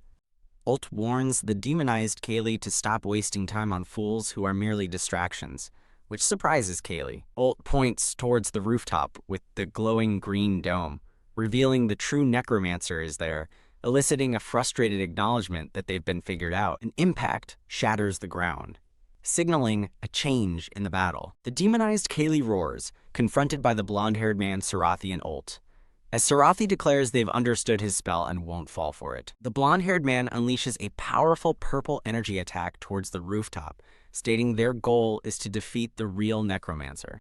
A powerful explosion of purple and green energy erupts, striking the target. The demonized Kale laughs triumphantly, declaring the attack was nothing as Ult stands by his side with a lantern. Detzraz, the dark-haired man with glasses on the rooftop, smirks, mocking his opponents for thinking they figured things out, and confirms he is perfectly fine. The blonde-haired man and the red-haired woman Sarathi launch a swift, coordinated aerial attack on the demonized Kaylee, catching him by surprise. A painful blast of red energy violently impacts the demonized Kaylee, eliciting an ugh as he is struck. Ult and Kaylee are now subdued, bound by dark energy in their human forms, looking defeated and injured. The blonde-haired man gestures to Ult and Kaylee, commanding them to wake up. as the red-haired woman and the black-haired man observe. Ult and Kaylee, despite being bound and bruised, express their anger and defiance, vowing retribution. The black-haired man approaches the kneeling Ult and Kaylee, radiating dark energy, leaving Ult shocked at his immense power, wondering if he's stronger than anyone they've faced. The black-haired man smiles, revealing himself to be a real necromancer, and suggests they all have a nice chat. Terrified, Ult and Kaylee call out to Lord Tezronic for refuge, as a glowing red heart appears.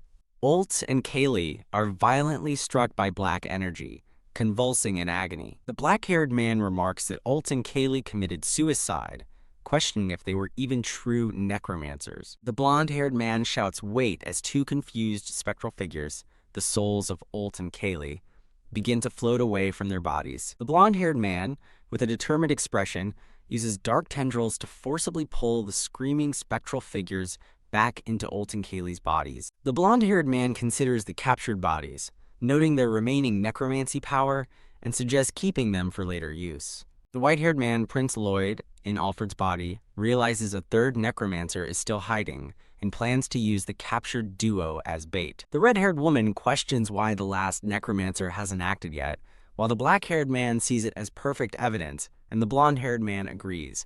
A cloaked, dark-haired man, a new antagonist, expresses frustration over being unable to intervene and the unexpected defeat of his two subordinates. The cloaked, dark-haired man observes the town, lamenting his subordinates' failure, and how easily they fell for a simple trick. The cloaked, dark-haired man ponders his next move, uncertain of his new opponent's skill.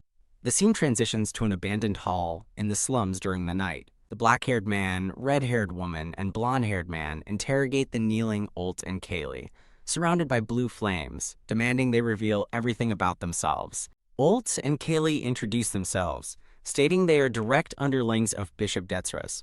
Ult explains that they were ordered by Cardinal Grenthal to intervene in events alongside Bishop Straf. The black-haired man questions Bishop Straf, and Ult reveals that Straf is a 5th Circle Mage necromancer receiving orders from higher-ups for their mission. The black-haired man deduces that Straf, a mage and necromancer, must be the one still hiding. The black-haired man asks how they managed to pierce the holy barrier and swap the prince's bodies, showing an image of a heavily fortified castle. Ult explains they didn't need to pierce the barrier because Prince Lloyd, not Alfred, was the target of the curse, making the blonde-haired man question if Alfred cursed himself. Ult further clarifies that a body-switching curse between bloodlines allowed them to execute their plan through Prince Alfred, even without direct access to Lloyd. The black-haired man questions if the target of the curse must agree for it to be effective.